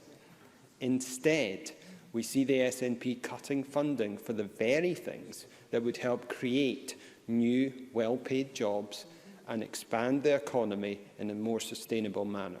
For example, the rail infrastructure budget has been cut by £33 million, whilst the newly launched Scottish National Investment Bank's budget is already down £36 million. Perhaps most worryingly, though, is the £66 million cut to the innovation and industry budget. And these cuts come on top of the underfunding of Scottish universities, the institutions that should be driving innovation, research and attracting new investment. They requested £206 million to make the sector financially viable, the SNP provided just £6 million. These are the wrong choices to fund a green recovery, build more resilient services and create better jobs. So, just as the Scottish Conservatives have already put a stop to tax hikes this year, we will keep pushing the SNP to make the right choices. Thank you very much, Mr Golden. And can I call on the Minister, Ivan McKee, to conclude our debate? Thank you, Presiding Officer, and I thank members for their contribution. And in a moment, I'll turn to reflect on the points raised during this debate. But before I do, just let me remind the Chamber that just a few hours ago we debated the budget at stage 1 and now stand before the Chamber asking members to vote for this rate resolution. The Scottish Government is not willing to delay important decisions about income tax to allow for the inability of the UK Government to produce their budget. And it's hugely disappointing that once again the Scottish budget is being debated and delivered without the assumptions of the UK budget to underpin it. Another year when we've had to base our judgments on outdated forecasts and partial information. So I want to pick up on some of the members' contributions this afternoon. And first up, I can reflect on Murdo Fraser's contribution and welcome his agreement to our tax policy, and that's very welcome. Comment on his the fact that, as the Cabinet Secretary was saying during his speech, that we've actually reduced the tax rate for the majority of taxpayers in Scotland, making Scotland the lowest tax part of the UK, something I want to come back on and talk to, commenting on some of the comments that Patrick Harvey made. Yes, Shona, you go. I'm very grateful for the Minister for giving way. Would you like to take this opportunity to apologise for the 2 broken promises on tax from his party? Ivan McKee. What I wouldn't like to apologise for is the fact that the majority of taxpayers in Scotland now pay less tax than they do in the rest of the UK, and that's what talks to our progressive tax policy that we've implemented as the Scottish Government. I want to talk about the comments Murdo Fraser made on the fiscal framework, because the fiscal framework doesn't, as he said, protect Scottish tax revenue. What it does do is allows for the Scottish Government, through the tax policies we implement, to be able to generate additional revenue, provided that the Scottish tax base performs at least as well as the tax base in the rest of the UK. And through the tax policies and other economic policies that this Government has adopted, that has indeed been the case. Not only has the tax policies in Scotland performed better than they have across the rest of the UK over the lifetime of this Parliament, that will deliver an additional £930 million to be spent in Scotland as a consequence of that improved performance and that superior performance in Scotland in delivering on the tax base compared to the rest of the UK. Turning to talk about, reflect on Willie Rennie's comments. I'm glad he recognises this is a time for stability, something that's at the core of the Scottish budget. And also agree with him that the Conservatives are indeed confused when it comes to this. I do comment on his observation that we now have a more mature consideration in this Parliament, and his comment that that's due to us having more powers to be able to talk about tax and spend. Indeed, I would go further, and I'm sure Willie Rennie, being the very perceptive individual is, will also make this link that the more powers that the Scottish Parliament and the Scottish Government have, then we could have an even more mature consideration of balance on these issues. In fact, the devolution of further tax powers, I'm sure he would consequently support, and perhaps going the whole way and devolving all powers to this Parliament when we're independent would be something worth he might want to consider in due course as well. He does make a very interesting point about the impact of tax measures and behavioural changes. He will be aware that the work of the Scottish Fiscal Commission does on this to model those tax income elasticities and the range of measures that they use to do that, and the work that's undergoing to help to understand those. But as he rightly points out, the effect of the tax policies that we have taken has been that we haven't seen that significant behavioural change at the top end of the tax rate. We've judged it, I think, very effectively. We've positioned those tax increases at the point on the Laffer curve, to comment on one of Mr Fraser's favourite.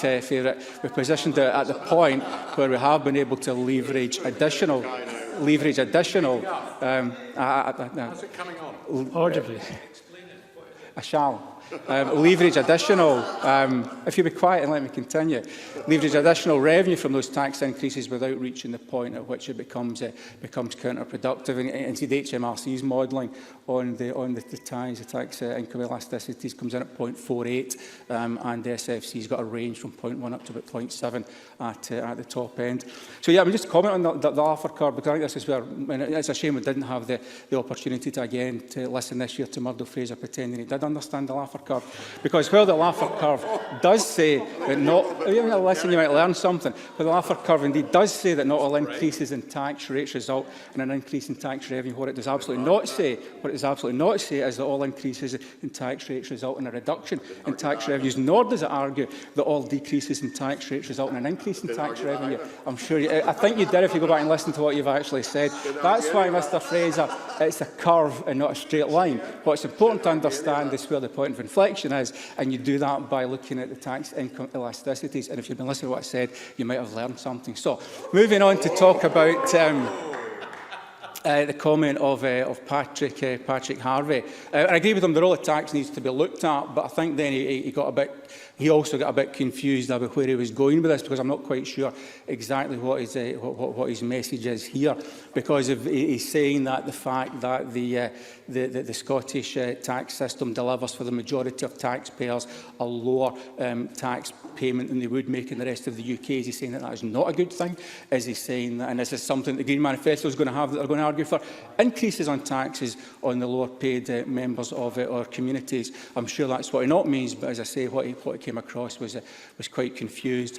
And also with regard to his comments on green pots, and again, it is what Patrick Harvey is saying, is that we shouldn't be arguing for payment and enforcing payment of the real living wage, that we shouldn't be enforcing no zero-hour contracts, that we shouldn't be taking those steps to tackle the gender pay gap, and we shouldn't be taking steps to accelerate the net zero transition, which is precisely what is happening within those green pots. And it was very interesting, because just to digress for a minute, when Mark Ruskell came to the session that I ran, he was listening to what we said and was fairly supportive of the comments that we made, and could find no points to argue against, but clearly went back to his boss. He was given the line, and the line is that the Greens have an ideological opposition to generating economic activity, it seems, which of course is what pays for our public services.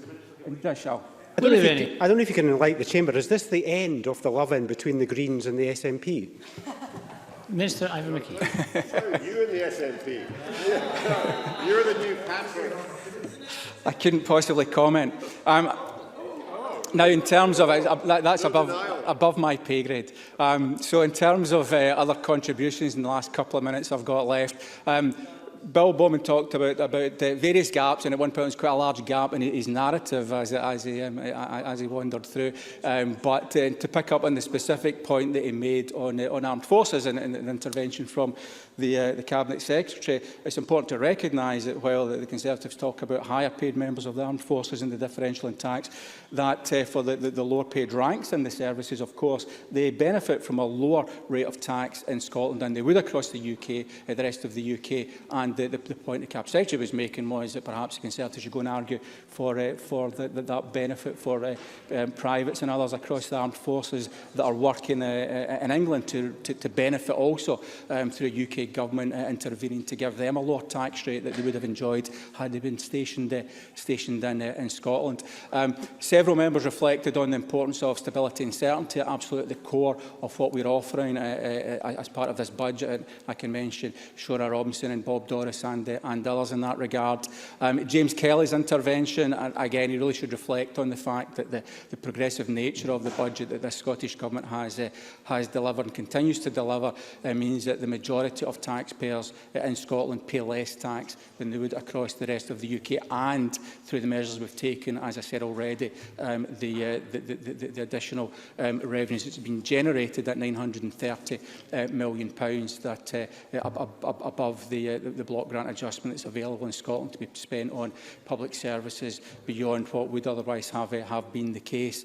And Elizabeth comments again, another Conservative complimenting our approach and referencing the significant business support for what we've delivered. But the important point she makes on procurement is well made. It's an area that I've got responsibility for, and working hard to see what additional steps we can take to leverage that public sector procurement to support the growth of Scottish business. So just to conclude, Presiding Officer, the decisions we make on tax are often passionately debated across this chamber and in homes across the country. This reflects the fact that income tax affects everyone, whether through the tax we pay on our salaries or in its role to fund the public services we'll rely on in our daily lives. And there will be a time in the future when we once again ask to debate changes to the tax system, but that time is not now. The proposals in front of you today reflect the income tax system that Scotland needs now. They protect household budgets and maintain spending power in real terms. They preserve our progressive tax system. It continues to protect low-income earners, and they provide the certainty and stability people need from the tax system. I therefore invite members to support the proposals in this rate resolution. Thank you. Thank you very much, Mr McKee. And that concludes our debate on the Scottish rate resolution. Now, Rule 11.3.1 requires the question on the Scottish rate resolution to be put immediately after the debate.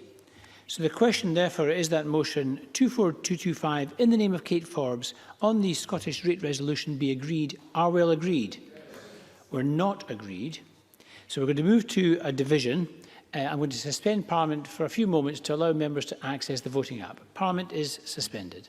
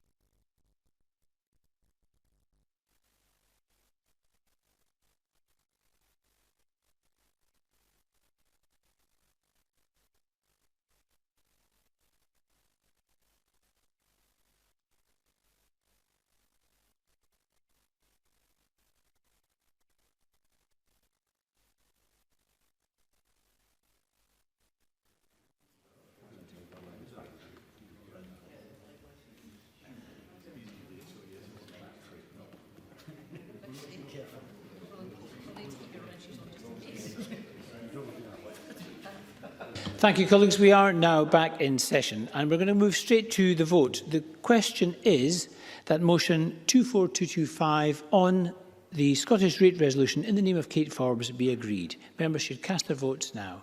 This is a 1-minute vote on the Scottish rate resolution.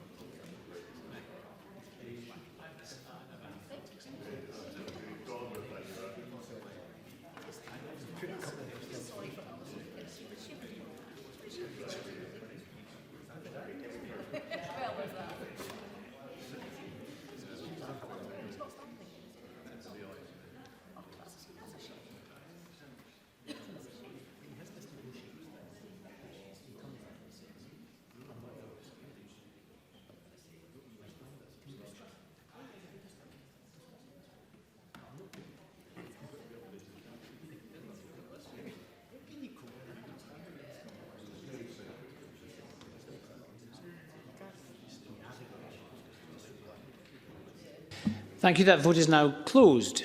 Please let me know if you were not able to vote.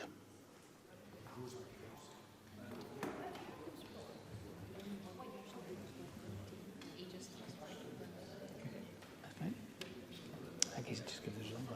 Just the result in that case.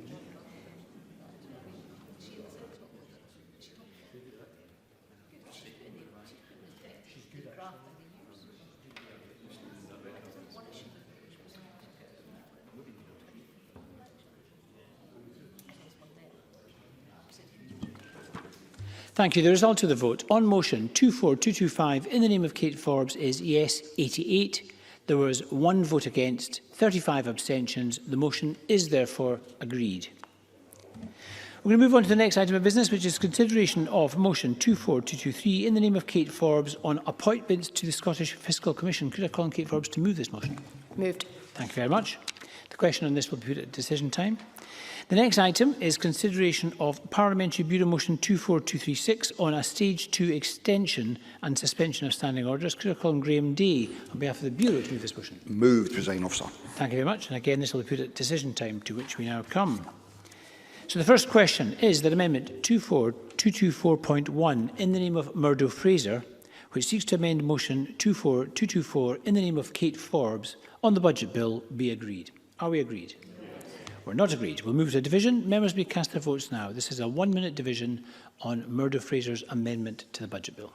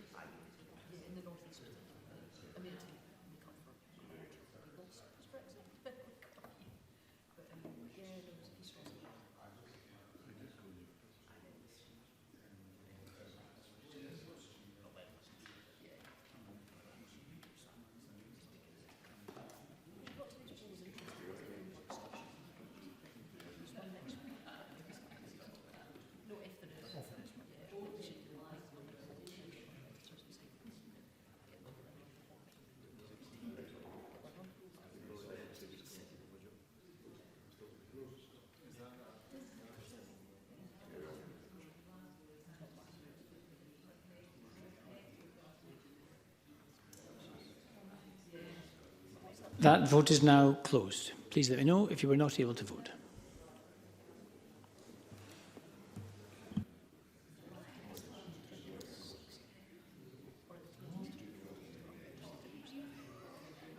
Can I call Donald Cameron to make a point of order?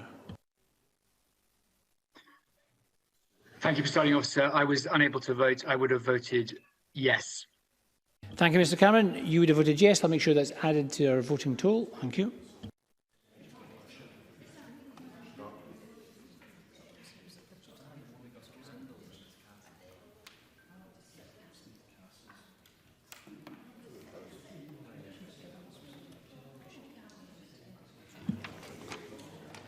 The result of the vote on amendment number 24224.1 in the name of Murdo Fraser is yes 53, No 62.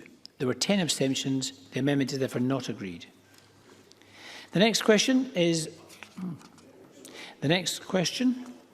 that Amendment 224.2 in the name of Jackie Bailey, which seeks to amend the budget bill in the name of Kate Forbes. Are we all agreed? We're not agreed. We'll move to a vote. Members may cast their votes now. This is a 1-minute division on Jackie Bailey's amendment.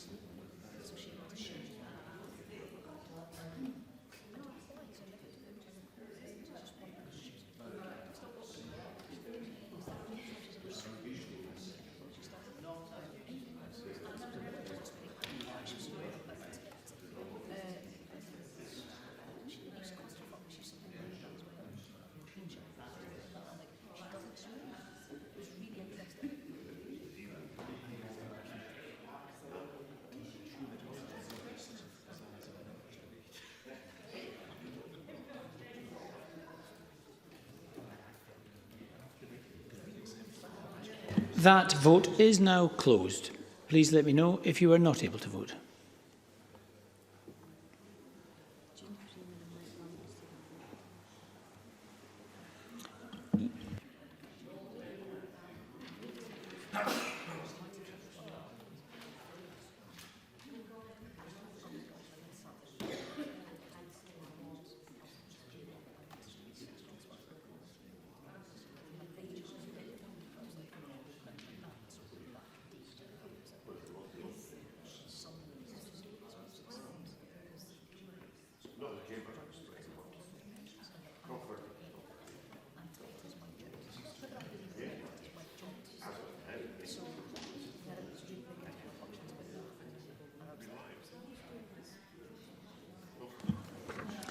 Thank you. The result of the vote on amendment number 24224.2 in the name of Jackie Bailey is yes 22, no 60. There were 41 abstentions. The amendment is therefore not agreed. So the next question is that motion 24224 in the name of Kate Forbes on the Budget Scotland Bill at stage 1 be agreed. Are we agreed? We're not agreed. We're not agreed. We'll move to division. Members may cast their votes now. This is a 1-minute division on motion 24224, the budget bill from Kate Forbes.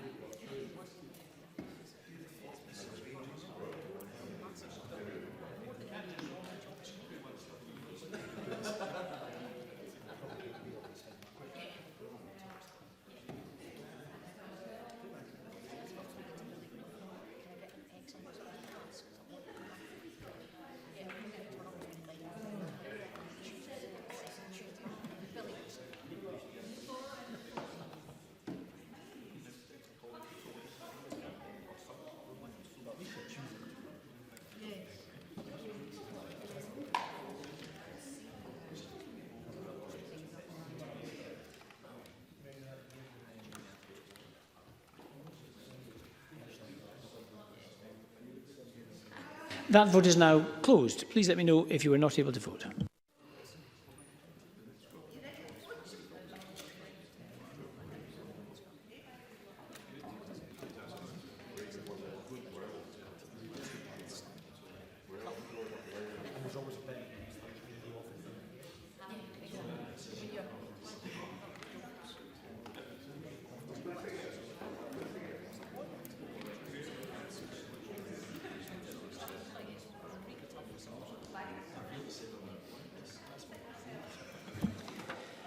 Thank you. The result of the vote on motion 24224 in the name of Kate Forbes is yes 88, no 31. There were 5 abstentions. The motion is therefore agreed.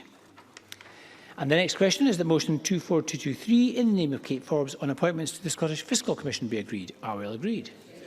We are agreed. And our final question is that motion 24236 in the name of Graham Day on a stage 2 extension and suspension of standing orders be agreed. Are we all agreed? We are agreed. Thank you very much. And that concludes decision time. Please urge members to wear their masks, follow the one-way systems, observe social distancing rules when they're leaving the chamber and throughout the building. Thank you very much. And I close this meeting. What distinguishes Broadcasting Scotland from a website or blog, apart from our brilliant programmes? Hi there, I'm Gordon Ross. Are the costs we face to enable us to produce those programmes. These costs are significant and ongoing. However, our facilities are able to do so much more if only we had the staff. In the last year, some of our supporters have cancelled their subscriptions. In one way, we would prefer it if it was because they didn't like us, rather than it being because of the financial pressures which we are all under because of COVID. The really positive outcome of our fundraiser is that at a time of economic challenge in Scotland, we will use your donations to create jobs and in a small way contribute to improving the Scottish economy. If you want us to be Scotland's independent broadcaster, able to provide an alternative mainstream television platform, then please support us. Scotland is going to be an independent country. Just imagine what we could do if we had even 1% of the BBC Scotland channel's budget. Imagine. And then please consider turning your imagination into reality. Please support us if you can afford it.